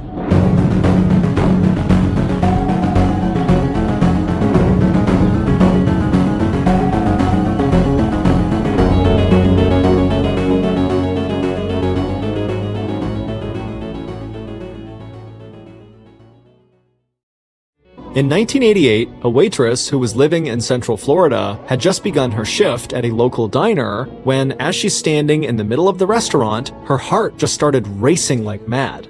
Now, she had not been running around or doing any heavy lifting, so it didn't make any sense. And so feeling kind of startled by what was happening, she instinctively just turned around and ran for the bathroom and sat down in a stall, waiting for this heart racing to stop. But as she sat there, her heart only started to beat faster and faster, and then she began to feel tingling in her feet and in her arms. And it was at that moment that she realized she must be having a heart attack. Except she wasn't. Something much, much worse was happening to her. But before we get into today's story, if you're a fan of the strange, dark, and mysterious delivered in story format, then you've come to the right podcast because that's all we do, and we upload twice a week, once on Monday and once on Thursday. So, if that's of interest to you, please ask the Amazon Music follow button to go out dancing with you, but when you reach the dance floor, repeatedly step on their feet without acknowledging it. Okay, let's get into today's story.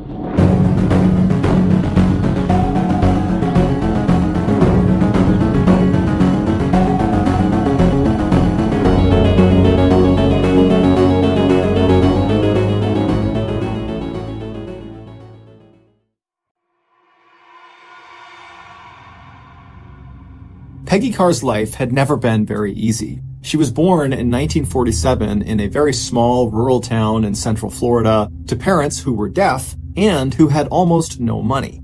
So from a young age, Peggy had to go to work. Except the only jobs she could land were either extremely low paying or they were just outright dangerous, like overnight shifts at isolated truck stops on deserted highways where she would waitress there all by herself.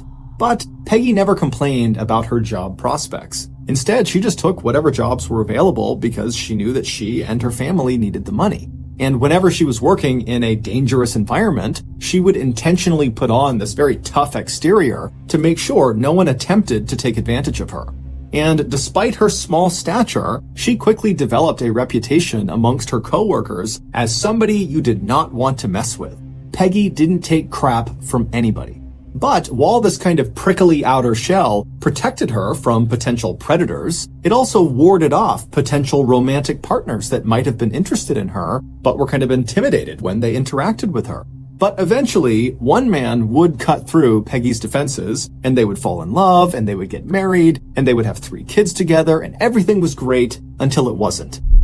The marriage would crash and burn, and so by the mid-1980s, Peggy was a mid-30-somethings divorced mother of 3 teenage children who had to work overtime at a local diner just to barely make ends meet. And while she still acted very tough and composed when she was working or when she was out in public, when she was behind closed doors at her home with her kids, they saw the real side of Peggy. And that side was just kind of sad. I mean, life had just been kind of hard on her, and she had tried so hard to provide a safe and happy home for her kids, and she felt like she had kind of let them down. But her kids, on the other hand, were not bitter towards their mother for the divorce. It just pained them to see her so upset. And so her kids really hoped that one day their mom would meet somebody new, she would fall in love all over again, and maybe that would put a smile back on her face. And in late 1987, that is exactly what happened. That year, Peggy met a man named Ballen Carr. Ballen, who just went by his nickname, Pie, was a lot like Peggy. He was a recently divorced single father of 2 teenage children. He didn't take crap from anyone, and like Peggy, he had been kind of forced to start working at a fairly young age. When Peggy met him, he was living with his 2 kids in another tiny central Floridian rural town called Autopsy, and he was the foreman of a local phosphate mining company there. Phosphate is a chemical that has a number of industrial and consumer uses. So Peggy and Pie, they start dating, and right away, Peggy's kids notice this huge shift in their mother. I mean, now she's all smiles, she's so happy. It seems like Pie is the knight in shining armor that's come to save the day. And then, just a couple of months later, in April of 1988, Pie and Peggy would get married, much to their children's excitement. And then after the marriage was finalized, Peggy and her 3 kids moved in with Pie and his 2 kids in his home in Alturas, Florida. And for a while, this newly blended family worked out perfectly, even though they were living in a fairly small house. And so all 5 of them were kind of all over each other, but they got along great. And it was kind of fun to have so many people in this house all the time. It was kind of crazy and hectic, and overall the house just felt like it was bursting with life. But within a few months of Peggy and her kids moving in with Pie and his kids, Peggy and Pie started to have marital issues. It was like all their early chemistry had just totally vanished, and in its place was nothing. They basically completely resented each other, and everything they did upset the other person. And then, adding fuel to the fire, were rumors that began spreading around this small town where everybody knows each other, that Pie was apparently back together with an ex-girlfriend, and so he was having an affair. And so Pie, he denied these accusations, but Debbie totally believed them. And so their fights got worse and worse and worse, and the more they fought, the more a wedge was kind of driven down the center of this blended family, where Peggy's kids automatically took their mother's side, and Pi's kids automatically took their dad's side. And so from the outside looking in, it seemed plainly obvious that Pi and Peggy's marriage was not going to last. But before their marriage could fall apart, something totally unexpected happened that would link these two families together forever. In late October of 1988, so 7 months into Peggy and Pi's now very rocky marriage, Pi suddenly got up one morning and just told Peggy he was leaving for the whole day to go hunting. This was not a planned trip, he just wanted to get away. And at this point, neither of them wanted to spend any time with each other, so Peggy didn't care. She said, "Go ahead, enjoy your trip, I'll see you later." And so Pi, he leaves the house, he gets in his truck, he drives off, and then a little while later, Peggy and her daughter, Sissy, they both get their things together, and they head out and they get in Peggy's car, and they drive into town.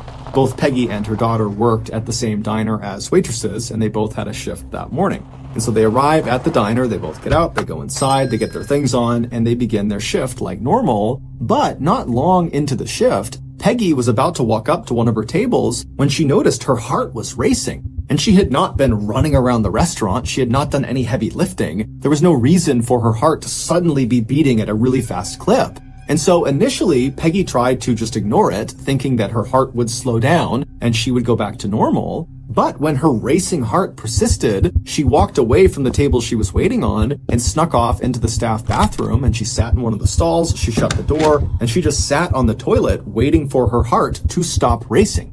But as she sat there, not only did her heart only continue to thump like mad, but she started to notice her legs were tingling and so were her arms. Now, Peggy was a no-nonsense person. She was not prone to panicking or overreacting or anything like that. And so as she's sitting there feeling these symptoms, it dawns on her that maybe I'm having a heart attack.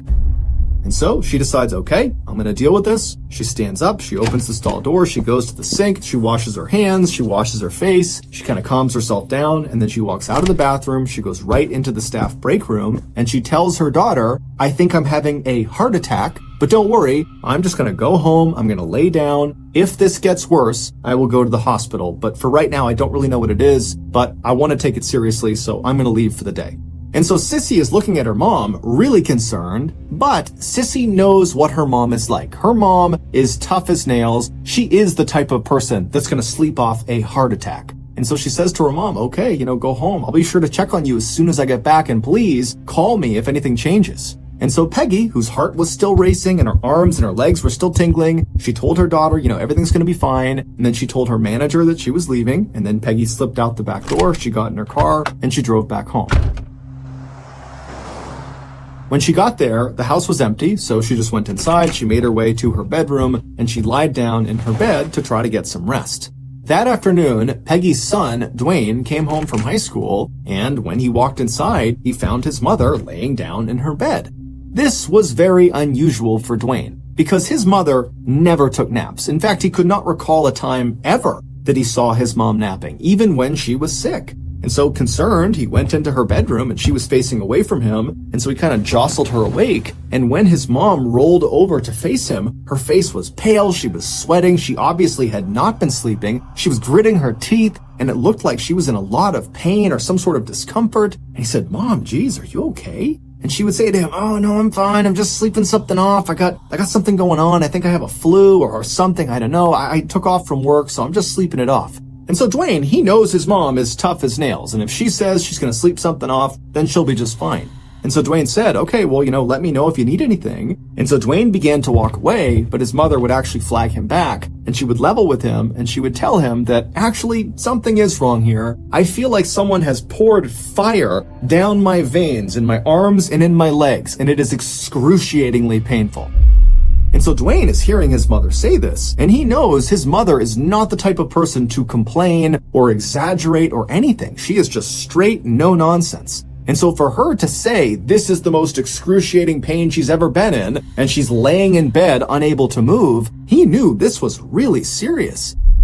And so Dwayne began telling his mom that you got to go to the hospital. We need to get Pi here to drive you to the hospital, or we need to call an ambulance, but something needs to be done here. But despite the pain she was in, Peggy was still a little bit reserved about it. She thought maybe she could just sleep it off. But as they're having this kind of back and forth about what to do, Pi would return from his hunting trip. He would come in the house, and right away, Dwayne would run over to him. He would explain to Pi, hey, this is not normal. My mom never, ever acts this way. She never complains. This is really serious. You gotta take her to the hospital.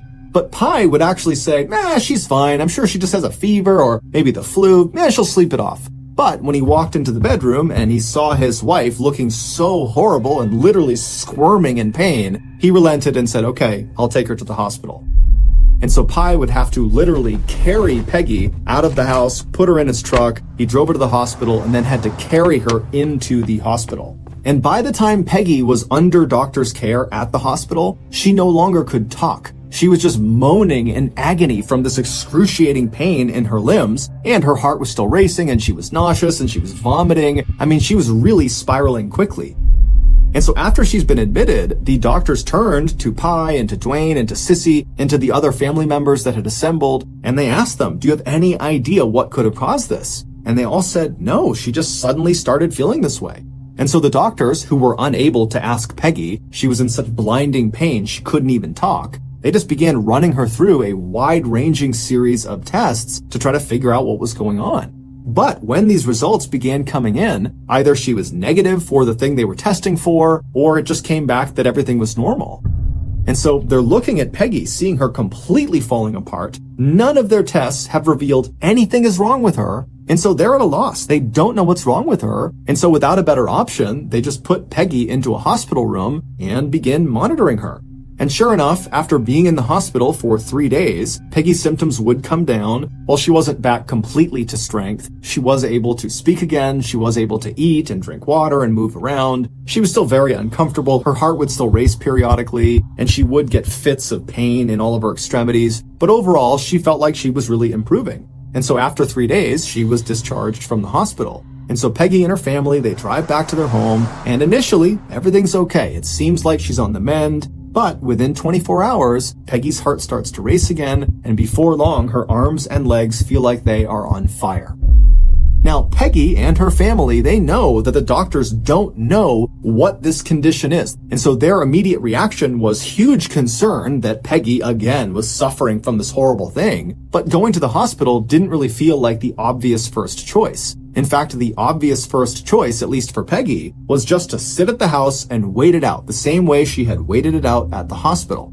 But over the next several days, despite laying in bed and resting as much as she could, her symptoms did not get any better. They got worse and worse and worse, to the point where she literally was completely bedridden, and all she could do was just shake and periodically scream into her pillow from all the pain she was experiencing in her extremities.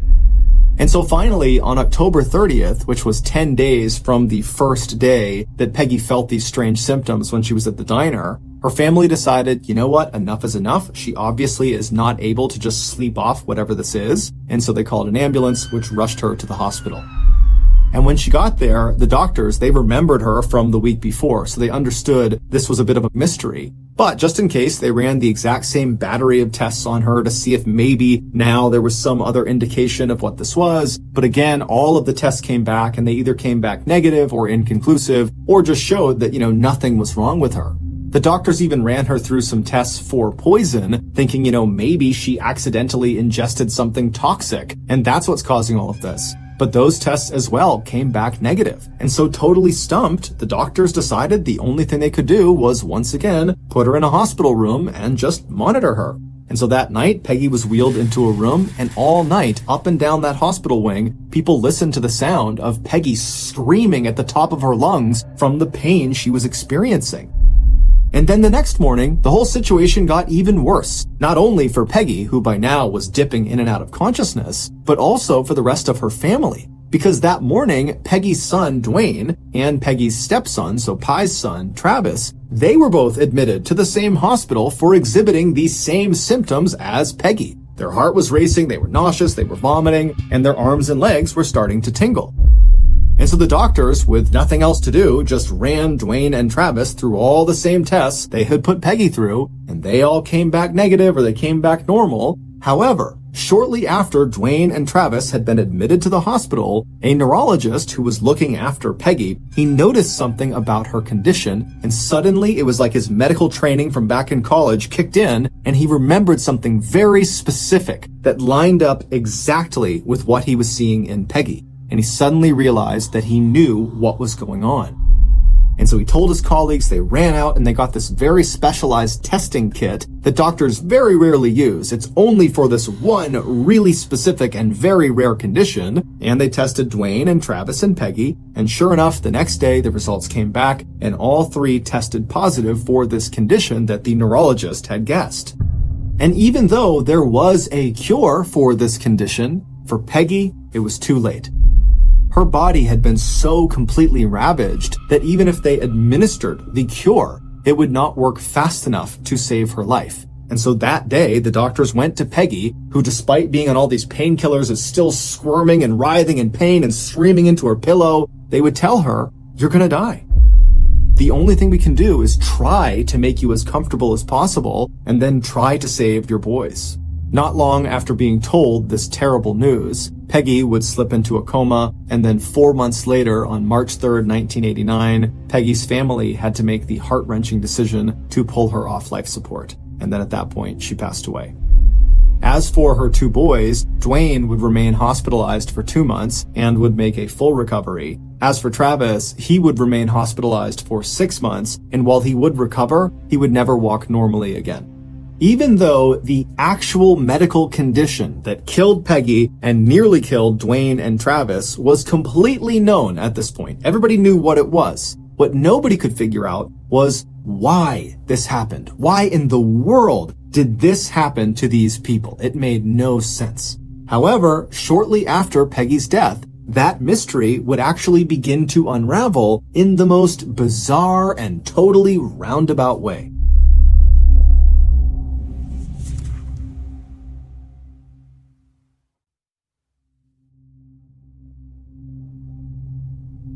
There is an international organization called Mensa. That's not an acronym. It's a Latin word that roughly translates to table or mind. And this organization is a highly exclusive society for the ultra-intelligent. You literally have to prove that your IQ, which is an intelligence test, ranks in the top 2% out of everybody in the entire world. And even then, you may not be smart enough to get in. And in the same town that Peggy and Pi had lived, in Alturas, Florida, there was a chapter of Mensa. And the way some of these chapters worked is they would just get together every month and do some sort of intellectually stimulating activity. And in Alturas, that Mensa chapter, what they would do is they would get together at some private location once a month, and they would put on what they called a murder mystery weekend. The members of this chapter would head off to some private location like an inn or a hotel or a cabin or something, and they would all role play a murder investigation. So one or two of the Mensa members would come up with a very elaborate murder and subsequent investigation, and they would assign different fake characters to each of the real Mensa members. And so once they got there, they'd all find out what character they were and what they were responsible for. And then once they got into character, which included dressing up in costumes, they would remain in character until the killer was revealed. And so this activity was meant to be extremely intellectually challenging. But also, it was extremely fun. The group loved these murder mystery weekends. And so with that in mind, just a couple of weeks after Peggy had passed away, so this is sometime in April of 1989, a new genius was accepted into the ranks of the Alturas Mensa chapter. Her name was Sherry Gwynn, and she was a middle-aged woman who had recently fled from Texas to Central Florida to get away from her abusive husband, who still lived in Texas. After she was accepted into the Mensa chapter, it became abundantly clear to the members that Sherry was eager to make friends. But not just any friends. She wanted to make friends with two very specific members of the Alturas Mensa chapter. And they were Diana Carr, who had no relationship to Pi Carr or his family, and Diana's husband, whose name was George Trapal. Diana was a very successful orthopedic surgeon who had her own practice in Alturas, Florida. And George was this computer programmer who had more advanced degrees than you could count. And, critically, Diana and George just so happened to live right next door to Peggy and Pi's house. Even though Sherry came on really strong right away to try to become friends with Diana and George, neither of them were fazed. The couple just figured, here's a woman who's living by herself, she's moved to a brand new area, she's run away from an abusive husband. It's no wonder she wants friends, and so she probably just needs some support. And so Diana and George were happy to just become her friend. The same month that Sherry was accepted into the Alturas Mensa chapter, George and Diana happened to be chosen as the people responsible for coming up with the complicated scenario that the group would act out during their murder mystery weekend that month. So George and Diana very diligently sat down and went over how to make the case as complicated as they could, and George took on the responsibility of really focusing on exactly how the victim in their fake scenario would be killed, because he was really trying to make it as difficult as he possibly could, and he was trying to find the perfect murder that would be nearly impossible to solve. And so he came up with this very elaborate murder scene, and then between him and what his wife was creating, they put together this really intense and very complicated scenario that they were both very happy about. And so a couple of days later, it was time to head out for the murder mystery weekend that George and Diana had worked so hard on. And so they went and printed off a whole bunch of those cards that would have all the information about who each of the Mensa members were going to be in this role-playing game. And there was some initial information about the murder that was committed, the so-called perfect crime that George had come up with. And so they printed all those cards out, they grabbed their costumes, they packed their stuff up, they hopped in the car, and they drove to the nearby inn where they met up with the rest of the Mensa members, which included Sherry. And so they get to this inn, everybody checks in, and then afterwards, they all meet up in the lobby where George and Diana hand out their cards that have the information about the role-playing game. And so everybody's reading it and figuring out what they're going to do with their character. And everyone's also looking at this so-called perfect crime that George had come up with, that he was also very proud about. And he was kind of boasting to the audience about how difficult this weekend was going to be. He really came up with the perfect crime. And so as all the members are reading their cards, Sherry would see the murder weapon used in this game, and she would become fascinated with it. And she would make a point of going over to George and asking him lots and lots of questions about how he came up with this particular choice of a murder weapon and what actually happens when this is used on a person, not just in the game, but in real life. It was like Sherry had become obsessed with this exact form of murder. She was so interested in it. And George, he was immediately aware that Sherry was kind of unnaturally interested in exactly how he had come up with the scheme. But in a way, it was kind of flattering for George because he had spent a lot of time constructing it to make it as complicated as he could. And so he indulged Sherry, and he sat there and told her everything about this particular weapon and what it does to the human body and, how you can get it and what the history of this weapon was. And the whole time Sherry is just totally locked in. I mean, she's really focused on this particular style of murder. And so that murder mystery weekend would eventually come to an end, and all the Mensa members would think it was great and they would head home. And then over the course of nearly a year after that, Sherry would be a near constant in George and Diana's lives. I mean, she was always around them. She always wanted to meet up with them. She was always talking to them and asking them questions and calling. And anytime she was with them, she always wanted to be with George. And when she was with George, a lot of times she would bring up that very particular murder method that he had come up with for the murder mystery weekend. And George just continued to think this was just the greatest thing. It was so flattering that she thought he was so smart that he had come up with the perfect crime. And so anytime she wanted to talk about it, he would just indulge her because it made him feel really good. And if George and Diana had seen any red flags in Sherry with her behavior towards them, they certainly didn't show it. They basically were operating under the assumption that Sherry, no matter what, was just this helpless, harmless person who had come to Central Florida, and she was trying to be their friend, and so they should try to be her friend back. But, as they would soon find out, they were very, very wrong about Sherry. In December of 1989, so roughly 8 months after George and Diana had first met Sherry, Diana decided she wanted to move her medical practice from Alturas to a neighboring town called Sebring. And the drive from where their house was in Alturas to where her new office was going to be was just far enough that it made sense for George and Diana to relocate to Sebring. And when Sherry discovered that the couple was moving, she immediately called George and said, "Please let me rent out your house. I don't have a place to stay. I've been staying with friends. I'll pay whatever rent you want." And as it happened, George and Diana had actually talked about keeping the house and renting it out. And so it was actually a pretty easy decision. They trusted Sherry, and so they said, you know what? That's fine. You can rent out the house for a couple of months, and then we'll decide if this is a long-term solution or not. And within just a couple of hours, Sherry was on Diana and George's doorstep with a sleeping bag and a small bag of toiletries ready to go inside. And so George and Diana, they grabbed the last couple of things they needed, and then as they walked out the front door, they gave their house key to Sherry and told her, hey, if you need anything, just give us a call. And then George and Diana, they climbed into their car, and as soon as they had drove off and were out of view, Sherry dropped her things, and she kind of looked around, and then she ran inside of the house. And just minutes later, practically the entire Alturas Police Department came crashing through that front door after Sherry.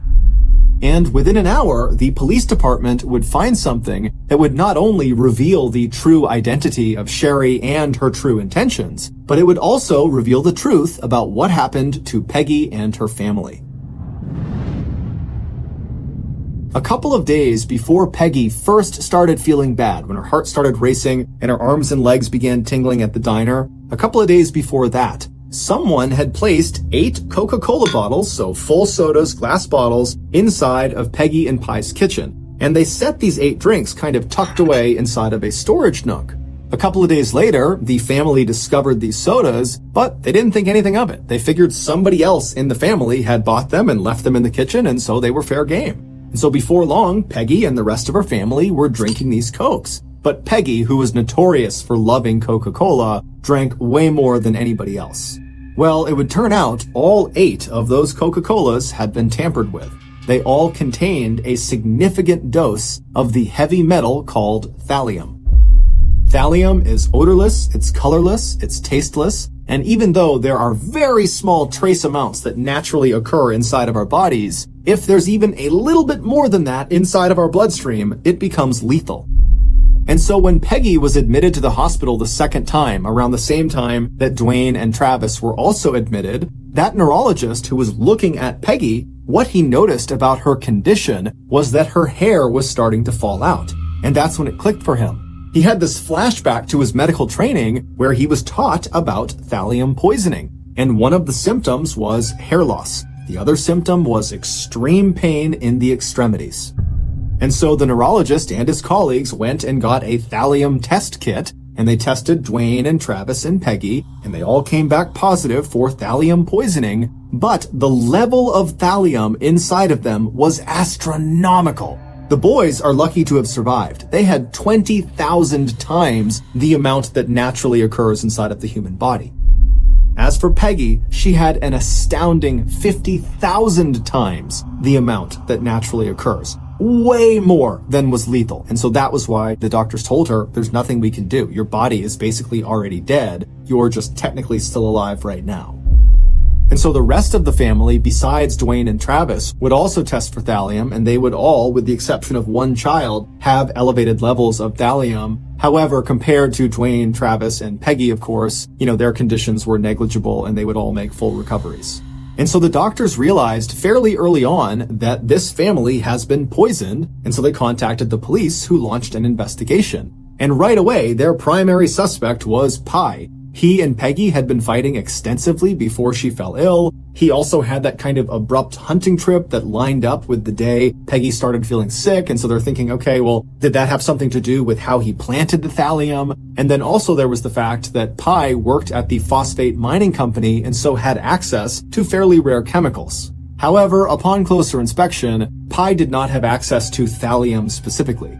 Thallium is incredibly rare and very expensive. And it just seemed odd that he would use thallium to poison and kill his wife, but he would also poison himself and his son, who he adored. It just didn't really add up. And so Pi would get ruled out as a suspect fairly quickly. But during one of his last interrogations, he would give the police something he didn't think was very valuable, but it wound up being very significant. He would say that 3 months before Peggy got sick, their family received a death threat. He opened the mail one day and there was this typed out note that said, your family needs to leave Florida in the next 2 weeks or you're all gonna die. But Pi thought it was some stupid teenage prank, and so he didn't think anything of it. And then when 2 weeks went by and they weren't dead, he just kind of forgot about it. And so after the police have ruled Pi out as a suspect, they didn't know where to turn. They had no other suspects. And so they just began focusing on who might have written this note. And that's where Sherry comes in. Sherry Gwynn was not a Texas transplant who had come to Central Florida to run away from her abusive husband. Sherry Gwynn wasn't even her real name. Her real name was Susan Gallek, and she had lived in Central Florida for most of her life. Susan was very smart, but she certainly was not Mensa-level genius smart. And so almost certainly her paperwork that got her in to the Alturas Mensa chapter was forged. Susan also had absolutely no interest in becoming real friends with Diana and George. The only reason she was pretending to be their friends and wanting to be around them all the time is because she was studying them. Because Susan was actually an undercover police officer. She had been sent undercover after the police discovered Diana and George were responsible for that death threat letter that was sent to Peggy and Pi.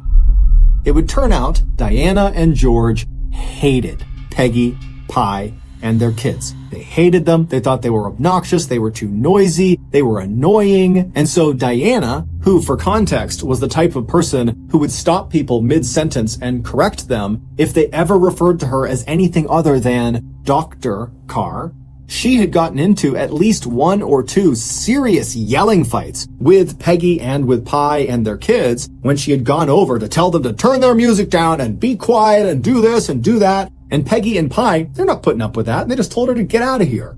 As for George, he didn't get into any public altercations with Peggy and Pi and their family. George was a very meek and submissive guy. He was very meager, and he was mostly a recluse. But he spent virtually all day peering out the window at Peggy and Pi and their family, studying what they were doing and obsessing over how noisy and obnoxious they were. And as he's seeing his wife getting more and more frustrated with their neighbors, George finally decides he's going to take drastic action. And so that's when George types out that death threat and he sends it across the way. But after Pi reads it, nothing happens. They don't leave Florida within 2 weeks. And so George went to phase 2 of his plan. George had actually spent time in a federal prison in the 1970s for cooking meth. And one of the byproducts of making meth is thallium. So George used his old meth cooking skills and he whipped up some thallium and he put lethal doses of thallium in 8 different Coca-Cola bottles. And then after mixing them all up so you couldn't tell there was any chemical inside of them, he used his bottle topping machine to put tops back on top of each of them. George made his own beer, and so that's why he had a topping machine at his house. And so with his 8 deadly drinks all prepared, looking like brand new Coca-Colas, George waited until Peggy and Pi and her family were out of their house, and then he snuck over and he walked into their kitchen and he placed these Coca-Colas right down on the kitchen counter and he slid them into a storage nook, and then he left the house, and that was it. And over the next several weeks, he watched with absolute pleasure as the family got sick and then Peggy died.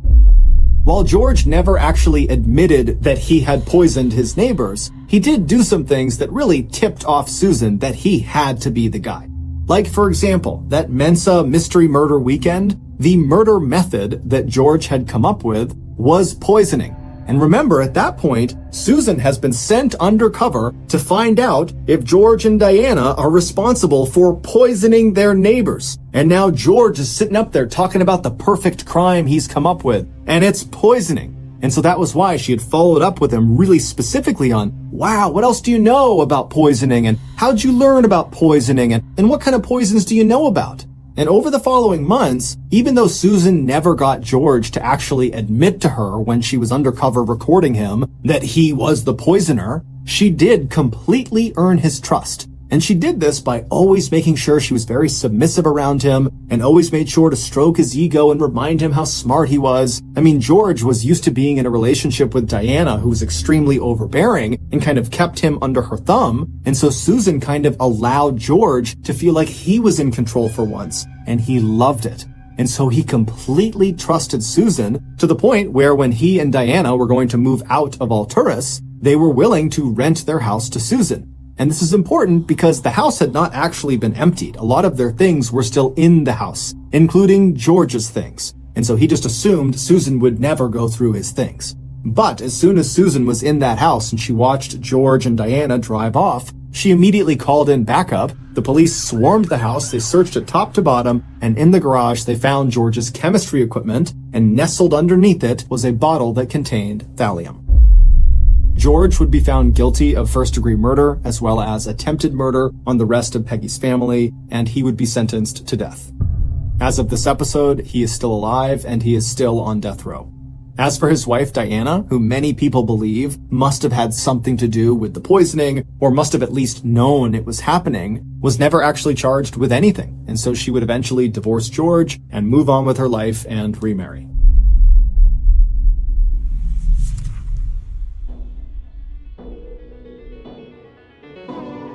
Thank you for listening to the Mr. Ballen podcast. If you got something out of this episode and you haven't done this already, please ask the Amazon Music follow button to go out dancing with you, but when you get to the dance floor, repeatedly step on their feet without acknowledging it. This podcast airs every Monday and Thursday morning, but in the meantime, you can always watch one of the hundreds of stories we have posted on our main YouTube channel, which is just called Mr. Ballen. We have a registered 501c3 charitable organization called the Mr. Ballen Foundation that honors and supports victims of violent crime as well as their families. Monthly donors to the Mr. Ballen Foundation Honor Them Society will receive free gifts and exclusive invites to special live events. Go to mrballen.foundation and click Get Involved to join the Honor Them Society today. If you want to get in touch with me, please follow me on any major social media platform and then send me a direct message. My username is just @MrBallen, and I really do read the majority of my DMs. To check out our merch, join our official Mr. Ballen Discord server, or just see what events are coming up in your area, head on over to ballenstudios.com. So that's going to do it. I really appreciate your support. Until next time, see ya.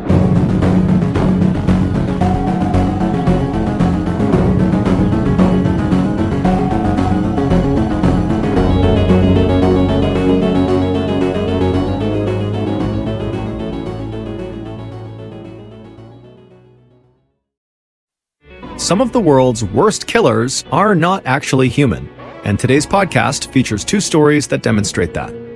The audio from both of these stories has been pulled from our main YouTube channel and has been remastered for today's episode. The links to the original YouTube videos are in the description.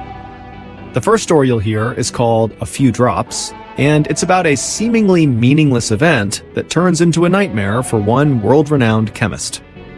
The second and final story you'll hear is called Unknown Unnatural Hazard. And as scary as this story is, the most terrifying part about it is that it could actually happen again somewhere else at any time. But before we get into today's stories, if you're a fan of the strange, dark, and mysterious delivered in story format, then you've come to the right podcast because that's all we do, and we upload twice a week, once on Monday and once on Thursday. So if that's of interest to you, please offer to make the Amazon Music follow button a s'more, but instead of chocolate, use mud. Okay, let's get into our first story called A Few Drops.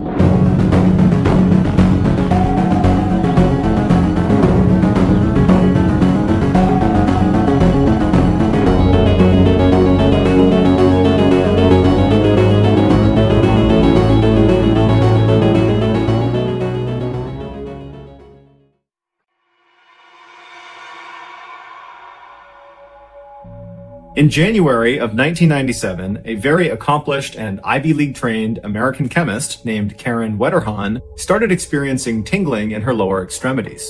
Now, it was uncomfortable, but it wasn't enough discomfort to warrant going to a doctor or really being concerned about it. She figured it was just something kind of minor and it would go away on its own.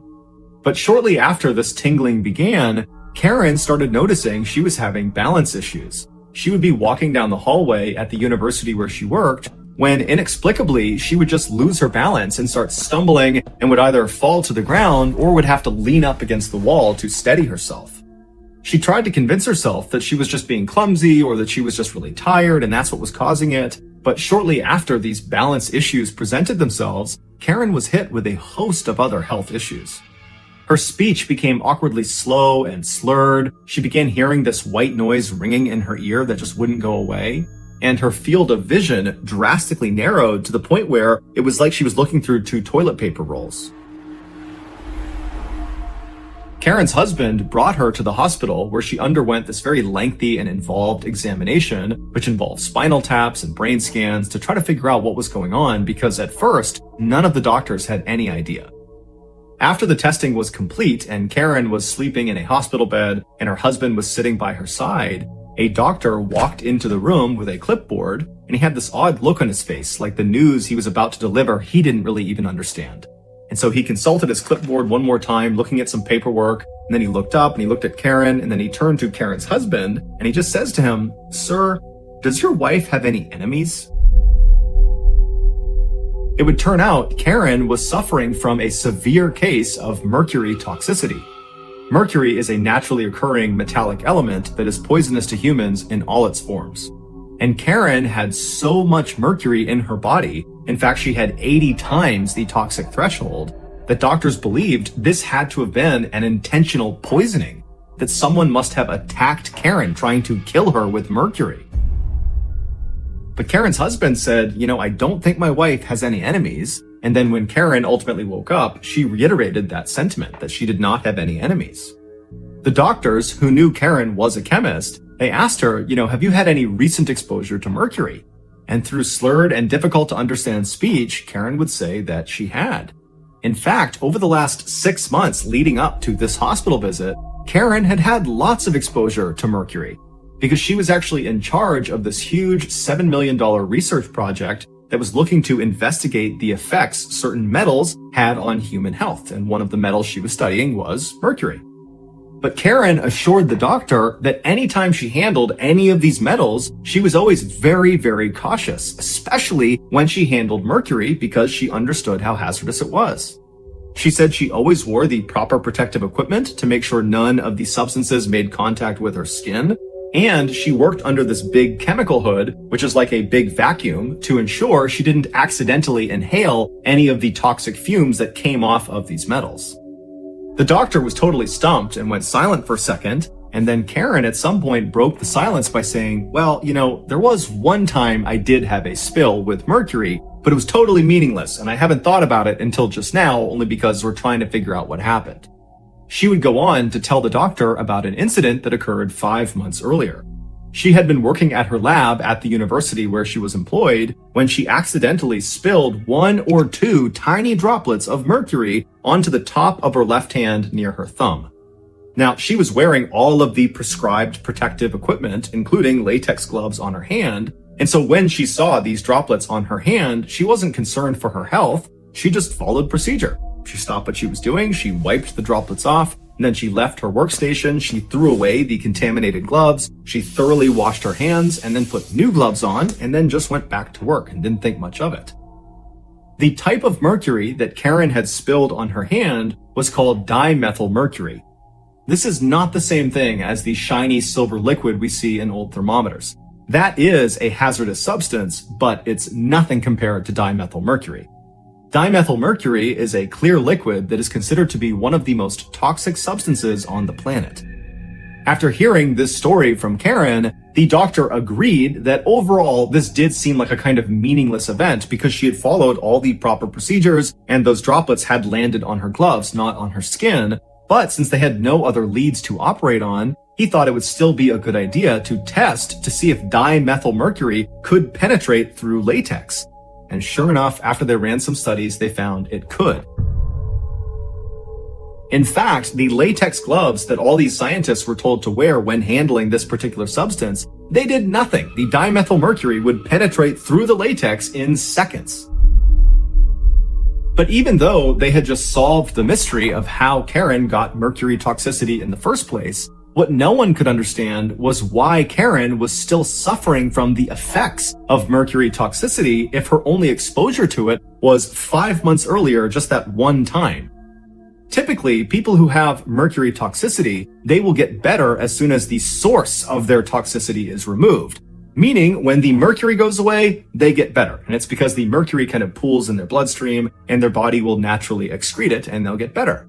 But unfortunately for Karen, it would turn out dimethylmercury is a little bit different. It's far more lipophilic than other types of mercury. Lipophilic means a chemical substance is more likely to bind and mix with fat tissue in the body. And since blood is primarily made of water, when dimethylmercury enters the body, it does not settle in the bloodstream. Instead, it settles in organs that are made up of primarily fat. And once dimethylmercury is in your organs, it takes an exponentially longer amount of time for your body to excrete it If it ever does. Sometimes you just die from the effects of mercury toxicity before your body can get rid of it. And in Karen's case, when she showed up to the hospital, it was already too late. Some of the dimethylmercury had already made its way up to her brain, which is an organ made up of 60% fat, and there it began to destroy her central nervous system. 3 weeks after being admitted to the hospital, Karen fell into a coma, and then shortly after, one of Karen's friends was in the hospital visiting her, and she saw a tear was coming down Karen's face. And so the friend turned to the doctor and said, is she in pain? Is that why she's crying? And the doctor said, no, it doesn't appear her brain is able to register pain anymore. Karen would unfortunately never wake up from her coma. She would pass away on June 8th, 1997, roughly 10 months after those little droplets of dimethylmercury landed on her latex glove.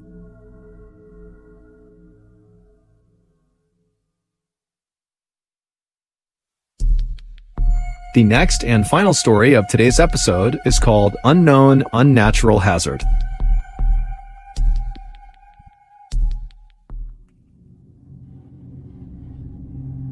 Before sunrise on August 22nd, 1986, a man named Ephraim Che woke up feeling groggy and confused. As he lay in his bed inside of his small mud brick house perched up on a cliff, he tried to remember what happened the night before. He didn't know why, but he knew, something happened last night. I gotta remember it. But as he lay there kind of jogging his memory, he felt like there were holes in his memory, like he couldn't quite piece together what had happened the day or night before. However, there was one thing he distinctly remembered about the night before, and that was at some point he had heard one really loud boom of thunder outside. And Ephraim, kind of somewhere in the back of his mind, had thought, oh, it's gonna rain tonight, and maybe when I wake up, it'll still be raining. And then Ephraim, no matter how hard he focused, he couldn't really remember how much time passed after hearing that booming sound and then getting in his bed the night before. But at some point, he remembered being in his bed and feeling kind of sick. And that was it. That was his whole memory of the night before. And so that morning, August 22nd, when Ephraim has suddenly woken up feeling confused, he rolled over and he looked out the window right nearby his bed, and he looked outside and he saw the sky was clear and the grass was totally dry. There was no indication that it had rained anytime recently. And so Ephraim is thinking to himself, something is definitely off here, but I just can't get my mind right. And so finally, Ephraim just sits up in his bed, he swings his legs out of his bed onto the ground, he stands up and practically falls over once he's on his feet. But he eventually gets himself back up, kind of steadies himself, and then he thinks, okay, I need to go check on my 4 kids and make sure they're okay. But the second Ephraim began to move in his house, it was like his body didn't obey his mind. Because moments later, instead of checking on his kids, Ephraim had wandered out his front door and was just standing out in front of his house, just kind of staring off into the distance, having no idea why he walked out there. The village where Ephraim lived was called Nios, and Nios is extremely rural. There's no electricity, there's no running water, and there's no paved roads for miles. The village is actually split into 2 parts. There's Upper Nios and Lower Nios. Ephraim lived in Upper Nios, right near this big, beautiful lake called Lake Nios, but the majority of villagers lived in Lower Nios, which was below the lake. So that morning, after Ephraim kind of found himself standing outside of his hut for no reason, he began looking around in hopes that other people would be out and about in Upper Nios, where he lived, so he could go talk to them and try to figure out what was wrong with him or, what was going on generally. But as he scanned around Upper Nios, he saw there was not another soul anywhere.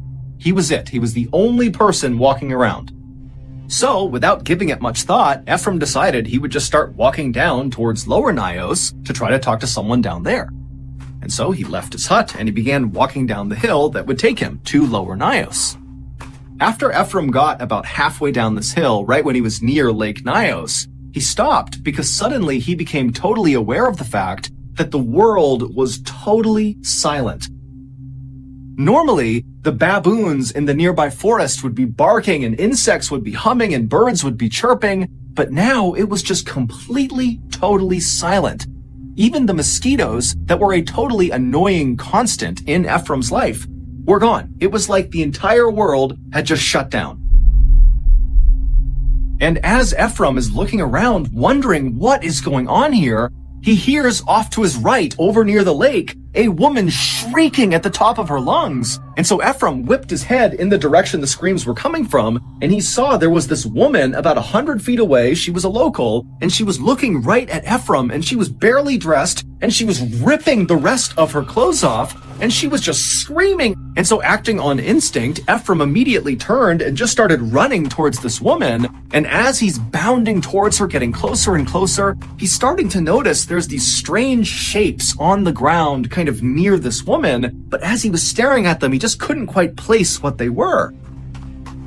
But when he got about 20 feet away from this shrieking woman, he stopped again, because he realized the shapes on the ground were this woman's entire family. They were all just laying on the ground as if they were sleeping. And near them was all of their cattle, also just laying on the ground as if they were sleeping. But as Ephraim stared at each of these people and each of these animals on the ground, he saw there was some blood around their noses and their mouths, and he realized no person who's sleeping would be that still. These people are all dead. These animals are all dead. And so standing there, Ephraim turned his attention from the bodies back to this woman who had dropped to her knees, and she was grabbing her father's arm and yanking on it and screaming for him to please wake up. But Ephraim could tell there was nothing she could do. Everyone was gone. And Ephraim knew somewhere deep down that, he's supposed to go over and help this woman or console her. But suddenly this wave of fear came over him, the combination of having no idea what's going on, his mind really wasn't working still, and now seeing all these dead people, it was like he just couldn't handle it. And so even though he felt terrible about this, Ephraim took one last look at this very distraught woman and her deceased family, and he turned and he ran away. And when he got back to the main trail, he continued downhill in the direction of Lower Nios.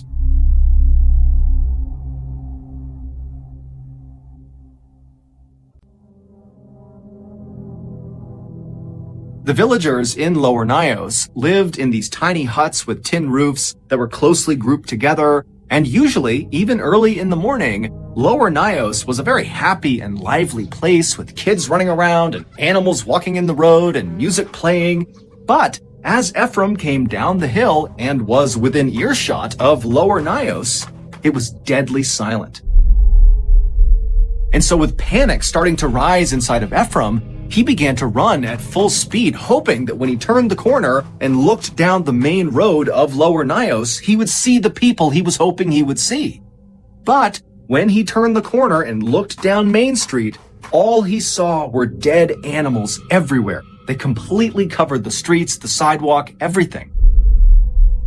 And so at this point, Ephraim was so desperate to see another person that he kept his eyes looking straight ahead so as not to look at all the dead animals, and just ran straight into Lower Nios, and he turned towards the first hut he saw, and he ripped the door open and he stepped inside, and as soon as he did, he just stopped. Because on the ground right in front of him was a woman who was very clearly deceased, just laying in the middle of the floor. She had a bowl of corn right near her hand as if she had been eating and then just fell dead. And so Ephraim, he's staring at this dead woman, and then he looks up and he realizes the bedroom is right in eyesight, and he can see her family in their beds. And at first, Ephraim thought, oh, they're sleeping. But then, as he continued to stare through the doorway into this room, he saw none of them were moving. Their chests were not going up and down from breathing. Her whole family, they were dead too.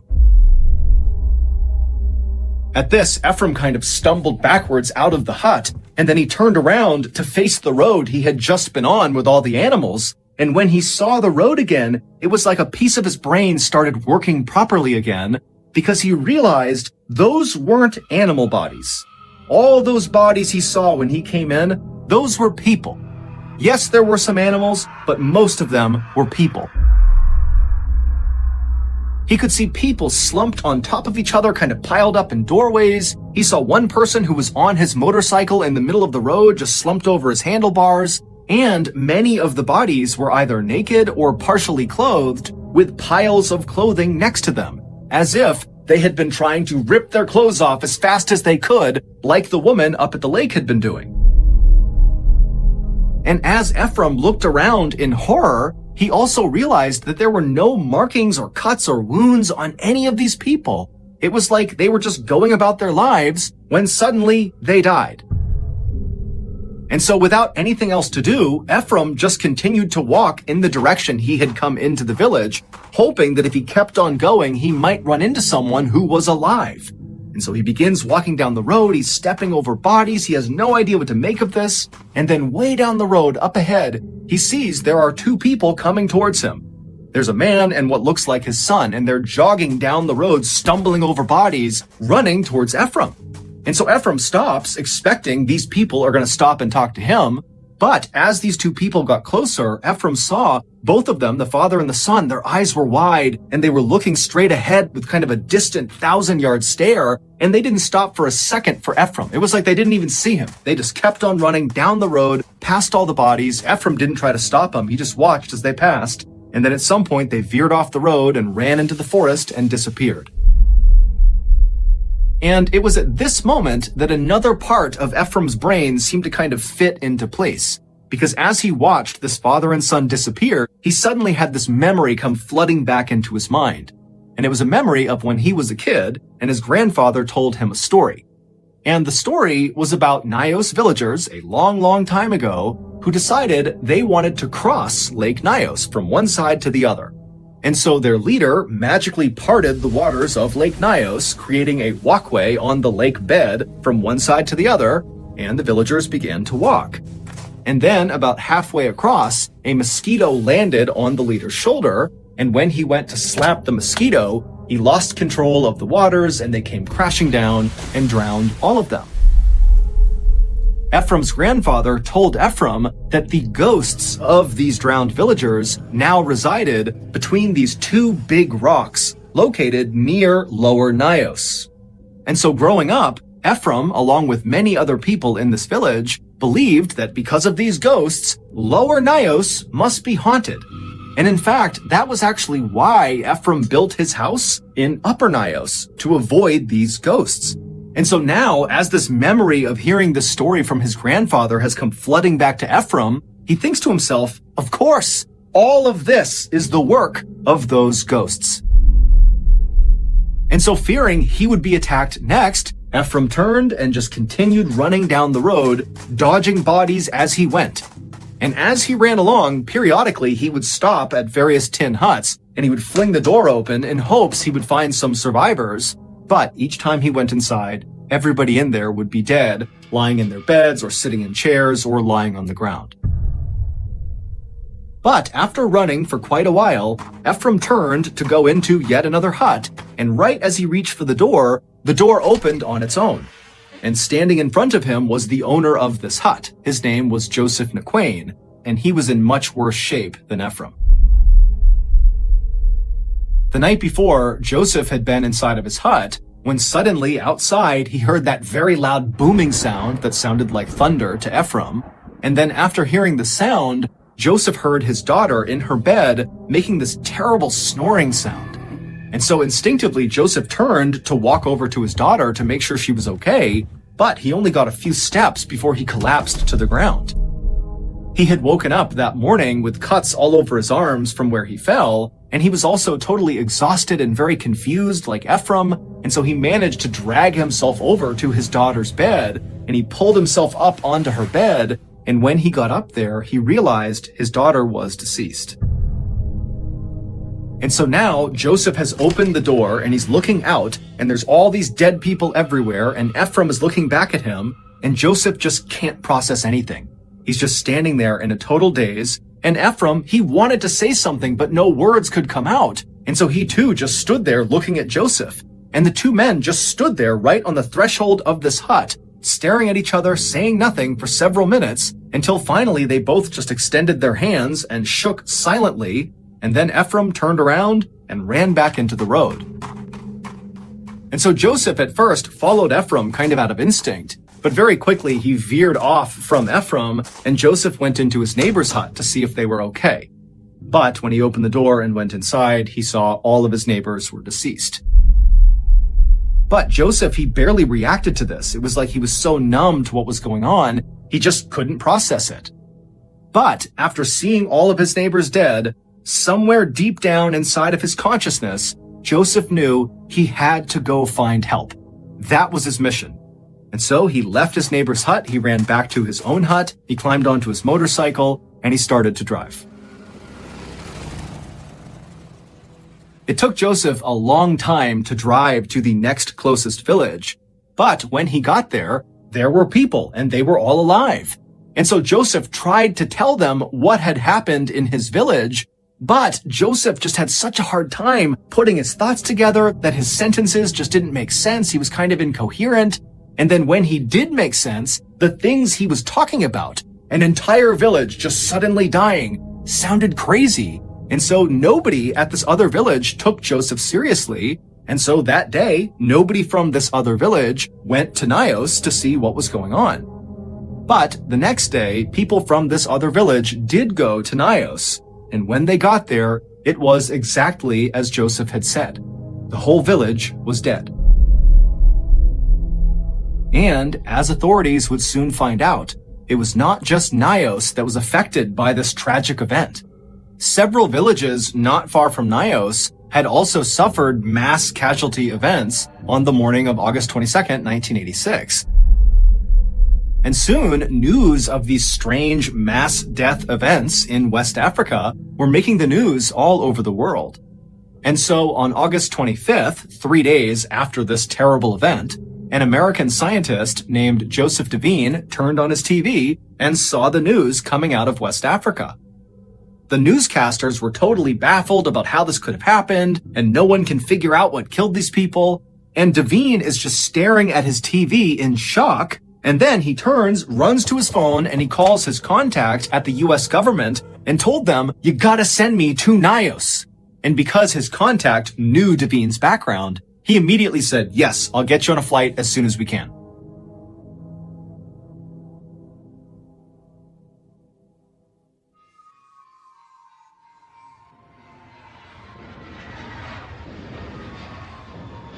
Devine and his scientific partner, Haraldur Sigurdsson, arrived in Nios 2 days later on August 27th. When they got there, they saw the military was burying the dead in these huge mass graves, and looking on were the few survivors of this event, like Joseph and Ephraim. Along with Ephraim's family, they also survived, as well as other villagers who had come to see what happened. And so as Devine and Sigurdsson kind of maneuver their way through this crowd of very solemn people, they heard them talking about what they thought happened to all these people. And the theories ranged from secret governmental experiments to invisible superweapons to even atomic explosions. Others, like Ephraim, believed this was paranormal, that those ghosts from the drowned villagers had attacked the village. But Devine and Sigurdsson were reasonably sure that none of those theories were correct. They felt like they did know what actually happened because they had actually witnessed a tragedy like this before, but on a much smaller scale. 2 years earlier, and 60 miles south of Nios, in an area called Lake Manoon, 37 people suddenly dropped dead. And Devine and Sigurdsson had been sent out there to try to figure out what happened to these people, and after lots of experimentation, they came up with a theory that explained what happened, and they called it unknown unnatural hazard. They tried to warn people in the area that this could happen again, and in fact, Sigurdsson had written an entire scientific paper about this theory and submitted it to a prestigious science journal, but nobody took Devine or Sigurdsson seriously. What they were proposing sounded made up, it sounded preposterous. But now, in Nios, it looked very much like their unknown unnatural hazard had happened again. Devine and Sigurdsson would leave the group of people watching this mass burying take place, and they would make their way up the hill to Lake Nios, where they would immediately get to work taking water samples from deep inside the lake. And after capping these samples, the lids began popping off. And that was the moment that Devine and Sigurdsson knew their unknown unnatural hazard theory had to be correct. Lake Nios is not your typical lake. It is a crater lake, which means it sits inside of a volcanic crater, which is a big, deep, bowl-like pit that was formed from a past volcanic explosion. And because of this volcanic activity, there is carbon dioxide in Lake Nyos. A lot of carbon dioxide. Carbon dioxide, or CO2 for short, is an odorless, invisible gas that we actually breathe out when we exhale. Now, if you inhale a little bit of CO2, that won't hurt you.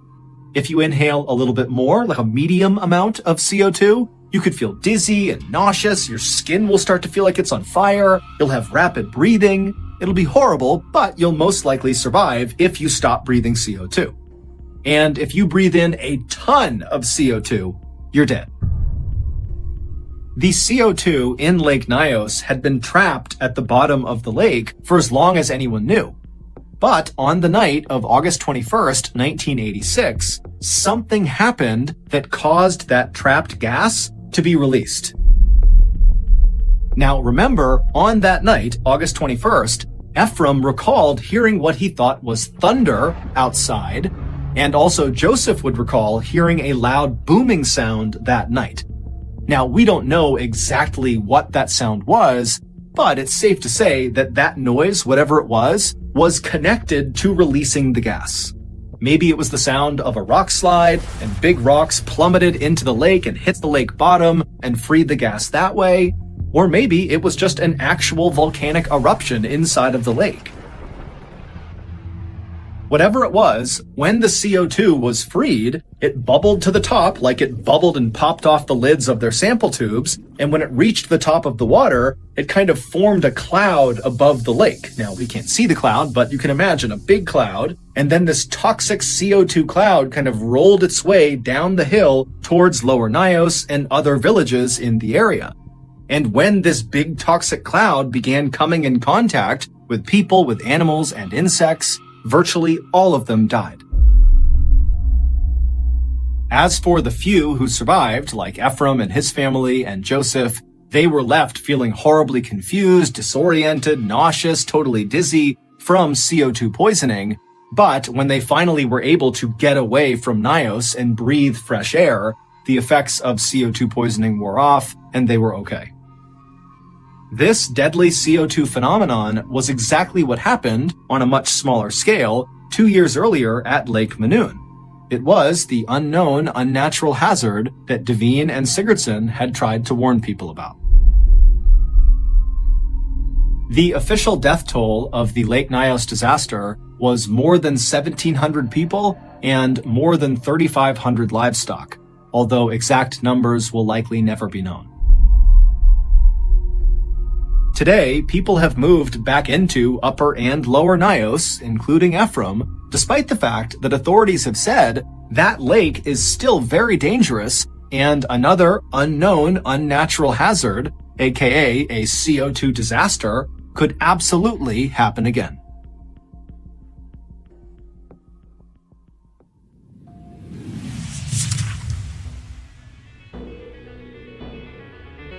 Thank you for listening to the Mr. Ballen podcast. If you enjoyed today's stories and you're looking for more bone-chilling content, be sure to check out the rest of our studio's podcasts, Mr. Ballen's Medical Mysteries, Bedtime Stories, and Runfool. Just search for Ballen Studios wherever you get your podcasts. To watch hundreds more stories just like these, head to our YouTube channel, which is just called Mr. Ballen. So that's going to do it. I really appreciate your support. Until next time, see ya.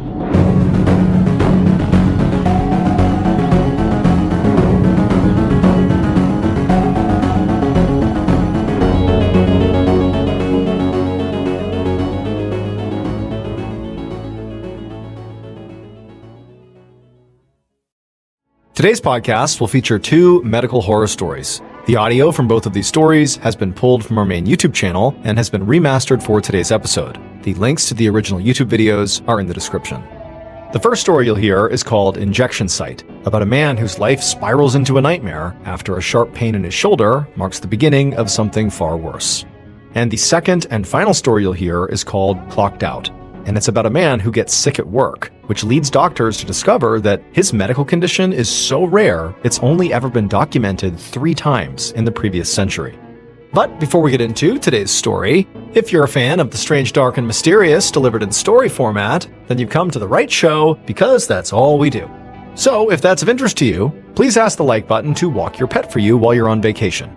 But don't tell them your pet is actually a hungry Komodo dragon. Okay, let's get into our first story called Injection Site.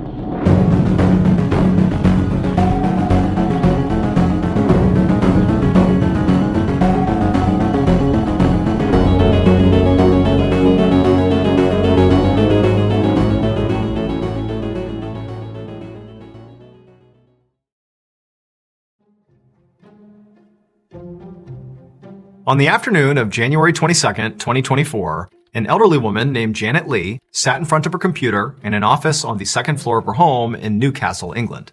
She was going over some recent bank statements, but it was kind of hard. She was distracted because all she could hear was her boyfriend downstairs talking to someone. So Janet's boyfriend was a guy named Richard O'Connell, and he and Janet had been together for about 20 years. Now, despite not officially being married, they sort of functioned like a married couple. Lived together, they shared everything. In fact, Janet had even written Richard into her will. Janet thought her and Richard would be together forever. Clearly, if you're writing him into your will, and she assumed that that feeling was reciprocated, that Richard also felt like they were together forever. But lately, their relationship had gotten pretty rocky, and in fact, both of them had begun openly talking about the possibility that they might need to break up. Now, nothing was set in stone, and by no means were they destined for a breakup, but it was suddenly, a possibility, and that was really hard for Janet to deal with. And so, as Janet sat upstairs trying to do these bank statements, but, getting completely sidetracked just by the sound of Richard's voice, part of the reason that was so distracting is, Richard was all she could think about. What would happen if they broke up? What would her life look like? And so before long, her mind was kind of wandering, and no longer was it the bank statements. It was, what does the future hold for me? It seems so uncertain. And so as Janet is having this moment upstairs, she suddenly hears Richard start yelling downstairs. And at first, it kind of sounded like maybe he was yelling at the person he had been talking to. But the more Janet listened, she could tell it really wasn't that he was yelling as much as he was screaming, like he was screaming out in pain or something.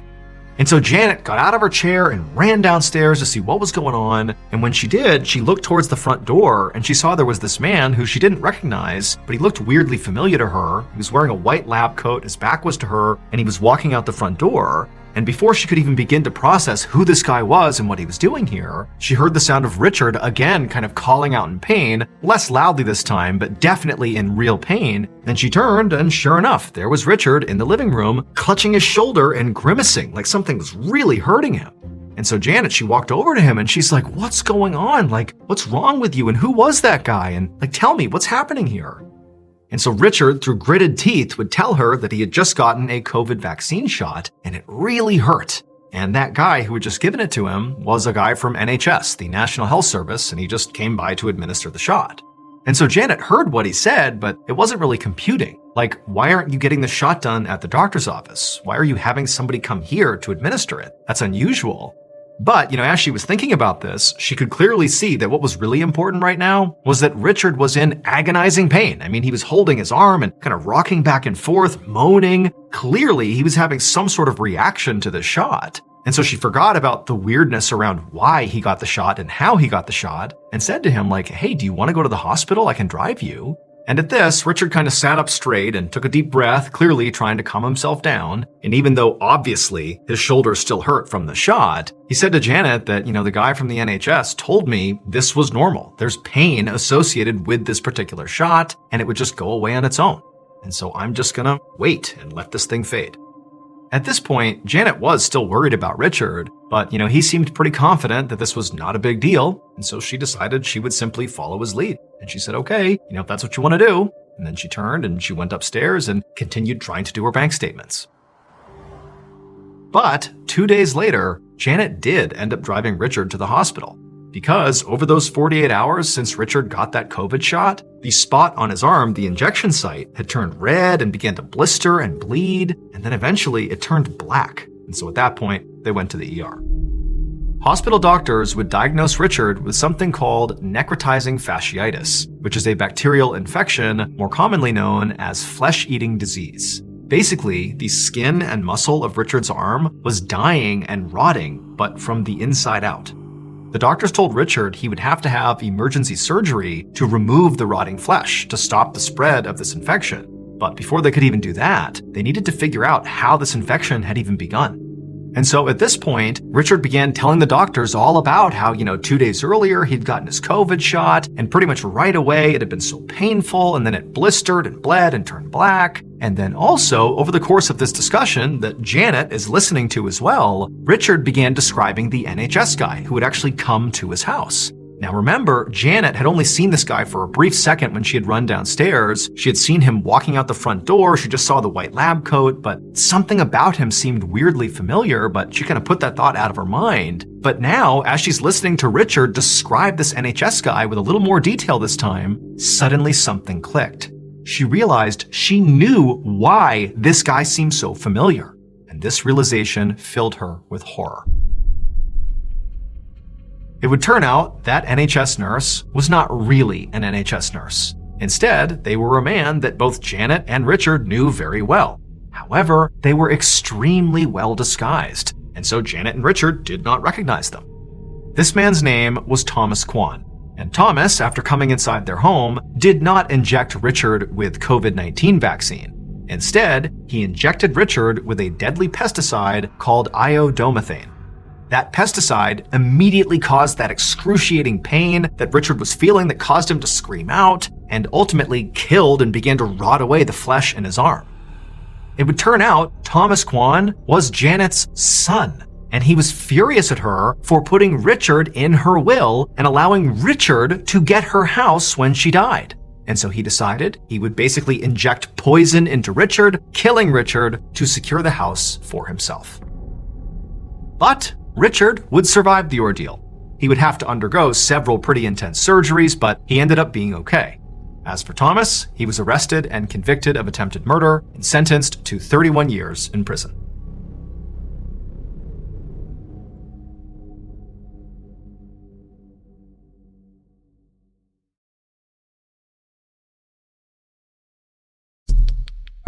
The next and final story of today's episode is called Clocked Out.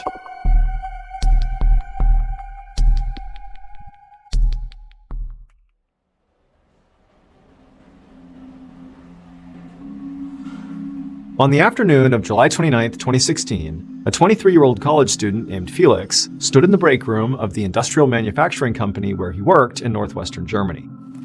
He poured some cereal into a bowl, and then he took his carton of milk out of the communal fridge, and then with the cereal and his milk, he sat down at a table with two of his coworkers. So Felix was studying to become an engineer, and that was his primary focus, and on his breaks from school, he would work here as a machine mechanic. But as a result of that, basically just being a college kid looking for a side gig, it made him one of the youngest people at this company. And so oftentimes, Felix had a hard time relating to his coworkers, who were all basically a lot older than him. And in fact now, as he sat down to eat his cereal, the two coworkers that were sitting there already, these two men named Otto and Klaus, who were in their 50s, it's like they didn't even look up and acknowledge him. They just continued silently eating their sandwiches as if Felix wasn't even there. At first, Felix put up with the fact that this lunch break so far was pretty awkward, like there was no conversation happening here. He definitely felt like he did not belong here. But eventually, the silence was deafening at this table, and Felix just couldn't stand it. And so he said to his coworkers, Klaus and Otto, hey guys, how's the day going? And Klaus looked up and stared at Felix, and he just shrugged, said nothing, and went back to eating his food. Now, Klaus, admittedly, was known as sort of a loner employee who kind of kept to himself, so this behavior was somewhat normal, although somewhat off-putting to Felix, who's trying to obviously start a conversation here. But then Otto, he looked up, and he looked at Felix, and he was about to say something, but then paused, and this grimace came over his face, and he just said to Felix, you know what? I'm not having a good day. My head hurts, my stomach hurts, I feel tired, I feel kind of awful. And so now Felix is like, okay, sorry, Otto, I don't know what to tell you, that's tough. Now, Felix didn't know how to make this any less awkward, and so he just went back to eating his cereal in silence, and then when he was done, he got up and left the awkward break room. But Felix had only been back to his job for a couple of minutes when suddenly he felt this intense stomach cramp that made him double over in pain. Now, Felix actually was somewhat accustomed to getting cramps like this one because he was lactose intolerant. And typically, if he consumed dairy shortly thereafter, he would get these stabbing pains in his stomach. That's actually why he kept a carton of his own milk in the communal fridge that was lactose-free. And so suddenly, Felix wondered if maybe he had accidentally grabbed the wrong milk when he had poured his cereal just now. Had he grabbed regular milk, causing this pain? And so as a wave of nausea came over him, Felix sprinted back into the break room, opened up the communal fridge to see if he had grabbed the wrong milk, but he saw there was actually only one container of milk in the fridge, and it was his, the lactose-free kind. And so he had no idea what was actually causing these cramps because it couldn't have been dairy. But at this point, Felix was just so nauseous that all he could think about now was the fact that he could no longer work today. He had to go home. And so Felix told his supervisor he had to go, and then he rushed out to his car, he sped home, and barely made it into his bathroom in time in order to vomit into the toilet. And after he vomited, he felt a little bit better, and so he wiped his mouth, and he stood up straight, took a deep breath, and then he went to the sink, and he splashed some water on his face, and he grabbed the towel, and he went to dry his face, and as he did, he noticed something. He noticed the tips of his fingers were now tingling, like his hands were going numb. And so reflexively, he put down the hand towel and began flexing and opening and closing his hands over and over again to increase the circulation to his fingers, to maybe get the feeling back, but nothing he did seemed to help. And at this point, Felix couldn't help but feel a little bit scared. Now, stomach cramps and nausea were somewhat normal symptoms for him, considering, again, he was lactose intolerant. Those were normal symptoms of illness. But losing circulation in your hands was not something he was used to. This was something else. And so even though Felix was an adult, he was 23 years old, his first thought was, I gotta call my mom. And so that's what he did.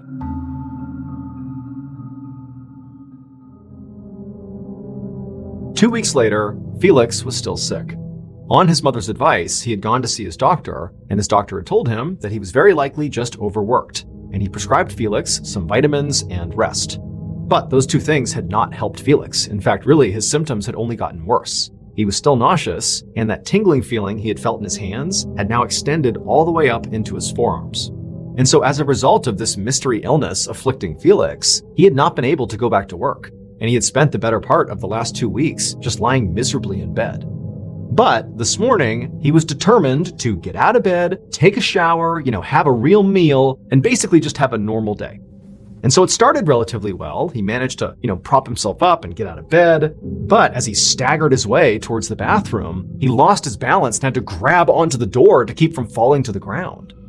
After steadying himself, Felix did attempt to keep walking towards the bathroom, but it was like the commands from his brain were not reaching his legs. And so he kept slipping and staggering and almost falling. And so eventually he just turned around to go back to bed, but immediately he kind of collapsed to the ground and had to literally crawl painstakingly back to the bed. And then when he had finally pulled himself back on there, he pulled out his phone and called his mom again. But this time he was not calling for advice. He was calling for help. He needed her to drive him to the hospital. Later that afternoon, Felix laid in a hospital bed with his mother to his left and an emergency room neurologist to his right. The neurologist had heard about Felix's symptoms, and she was now performing a preliminary examination, which really consisted of lots of questions about Felix's drug use, about, a history of neurological problems in their family, had he had any recent head injuries. But basically all the questions she was asking him, he said no to. There weren't any precursors to him having these issues. Next, the neurologist poked Felix's arms to see what he could feel, because he was complaining of numbness and tingling, but it was kind of like wherever she poked in his arms, he couldn't really feel it. It was like the tingling sensation had totally taken over both arms. That's all he could feel. After that, she measured his muscle reflexes in his legs and also shined a light in both his eyes. And then after that, she put her tools down and she looked at Felix with a very worried expression on her face. She said that based on Felix's symptoms, she thought that some part of his nervous system, like his brain or his spinal cord, might be inflamed. And this type of inflammation can lead to things like nausea, numbness, and loss of coordination, all things Felix had been experiencing. And this inflammation could be caused by a number of different infections or an autoimmune reaction. But to know for sure, she would have to run some more tests. And so she advised Felix to be admitted to the hospital.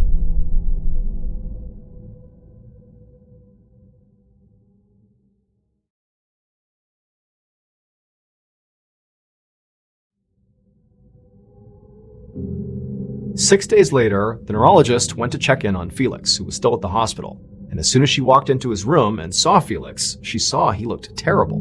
His body was limp, his face was swollen, and his eyes were sort of glazed over like he was staring off into the distance. By this point, doctors had run imaging scans on Felix and had discovered that his brain and brainstem were inflamed, like the neurologist had suspected. But the neurologist could not figure out why this was happening. Typically, inflammation like this was caused by an infection.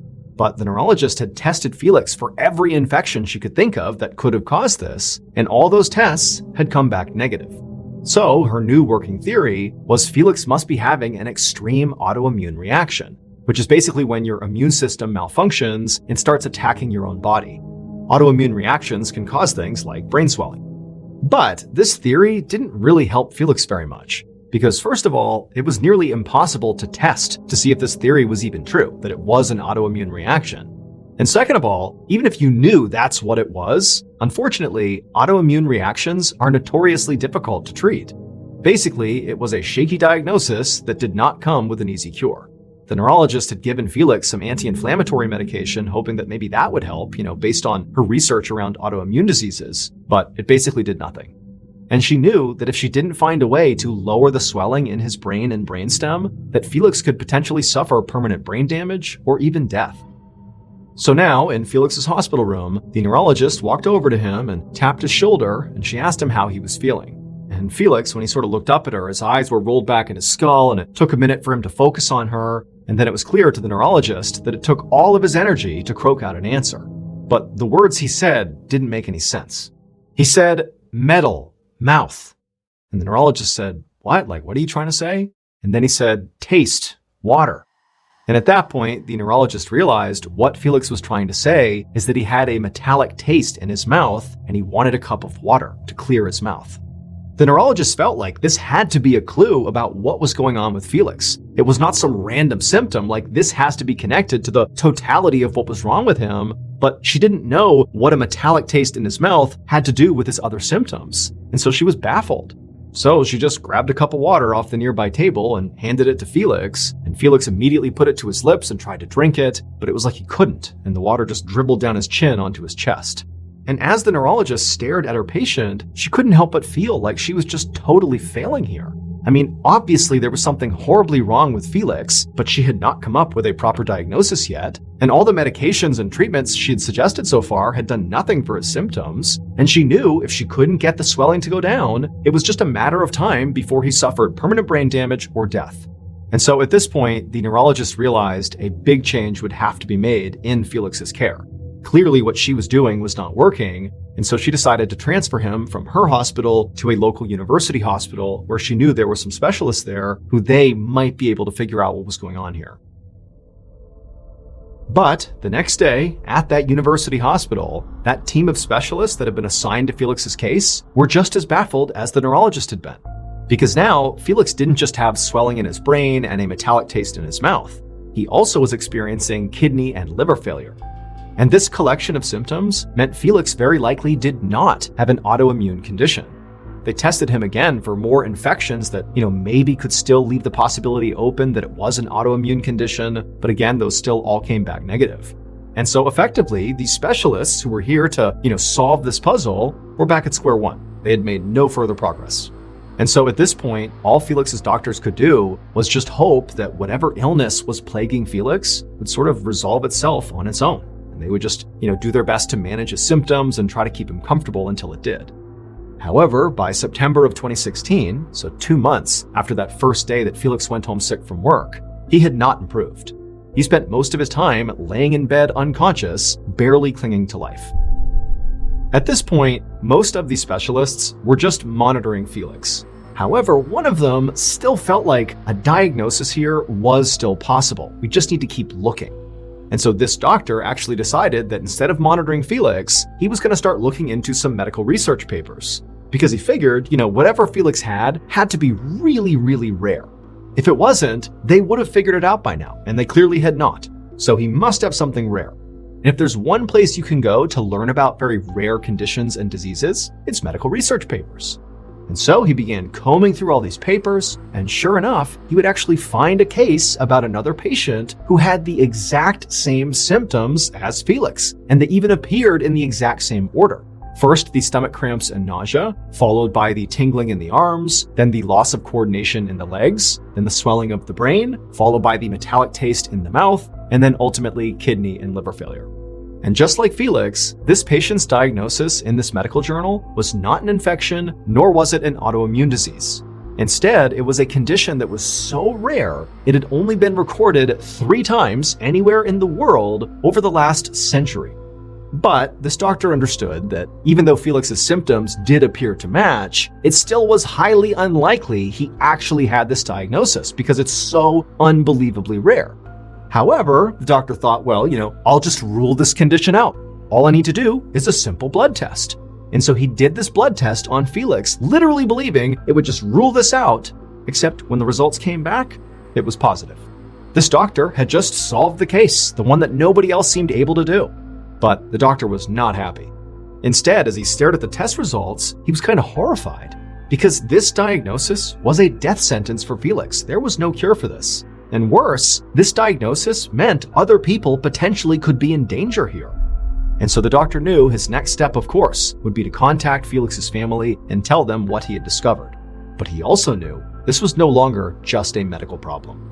The doctor called local law enforcement, and they began their investigation immediately. They interviewed basically everyone Felix ever interacted with on a regular basis, and they also sent forensic technicians to all the places that Felix spent any time. And these technicians ran tests on all the surfaces that Felix might have touched at one point or another. They also ran tests on the food and the water that he might have consumed. They even at one point tried to test the air that Felix had potentially breathed. And they did all this because they were trying to find one very specific substance. But despite basically looking everywhere in Felix's life for weeks and weeks, they didn't find it. Meanwhile, Felix's condition only got worse. By the end of September, he had slipped into a vegetative state. But at least so far, the doctor's worst fears had not been realized. They actually expected other people to begin to turn up to hospitals with similar symptoms as Felix, but they hadn't. So, with no answers, but with no other victims either, the police investigation began to wind down. Felix remained in a vegetative state for months and then years, and officials still just had no idea how this actually happened to him. They just kind of concluded that, well, this was a horrible tragedy that very likely will never actually be explained. But at least hopefully it will never happen to anyone else.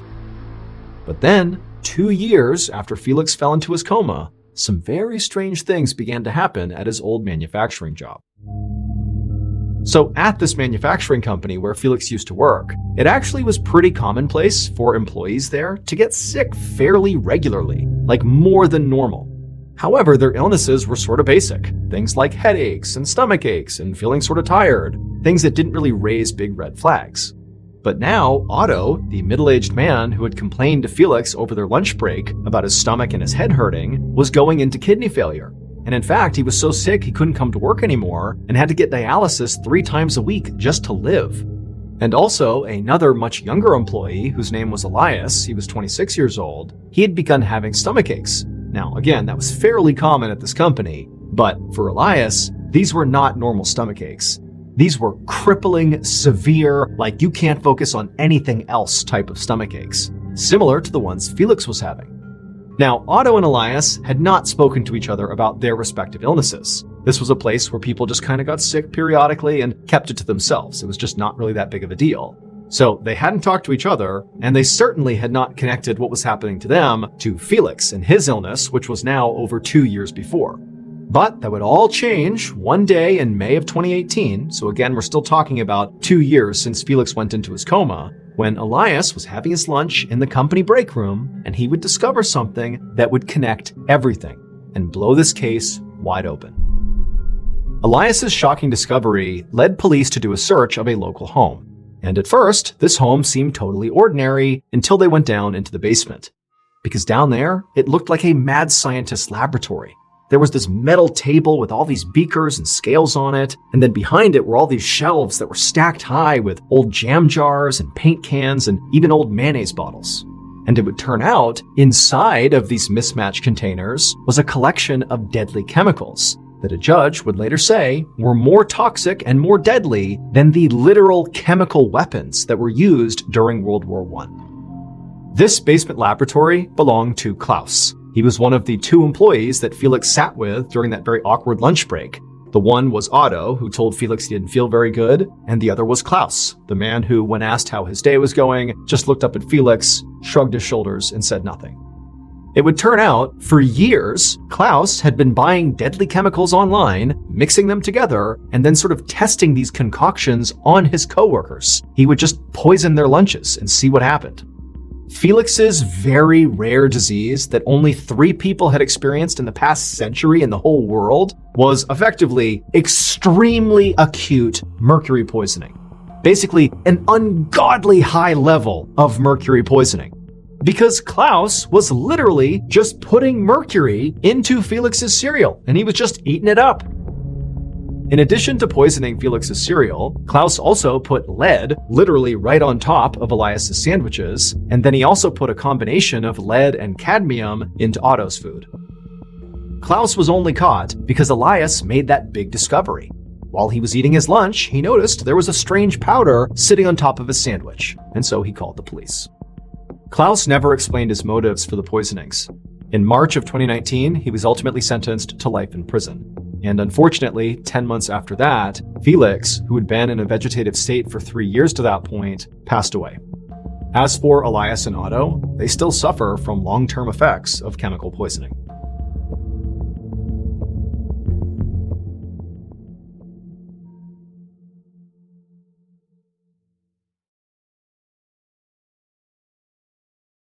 A quick note about our stories. They are all based on true events.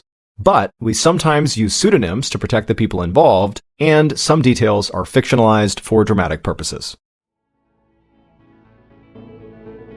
The Mr. Ballen podcast, Strange, Dark, and Mysterious Stories, is hosted and executive produced by me, Mr. Ballen. Our head of writing is Evan Allen. Our head of production is Zach Levitt. Produced by Jeremy Bone. Research and fact-checking by Shelley Shue, Samantha Van Hoos, Evan Beamer, Abigail Shumway, and Camille Callahan. Research and fact-checking supervision by Stephen Ear. Audio editing and post-produced by Whit Lacasio, Jordan Stidham, and Cole Lacasio. Mixed and mastered by Brendan Kane. Production coordination by Samantha Collins. Production support by Antonio Minata and Delana Corley. Artwork by Jessica Clogston-Kiner. Theme song called Something Wicked by Ross Bugden. Thank you for listening to the Mr. Ballen podcast. If you enjoyed today's story and you want to hear more like it, go ahead and check out our YouTube channel, just called Mr. Ballen, where we have hundreds more stories, a lot like this one, but most of them are not available on this podcast. They are only available on that YouTube channel, which again is just called Mr. Ballen. So that's going to do it. I really appreciate your support. Until next time, see ya.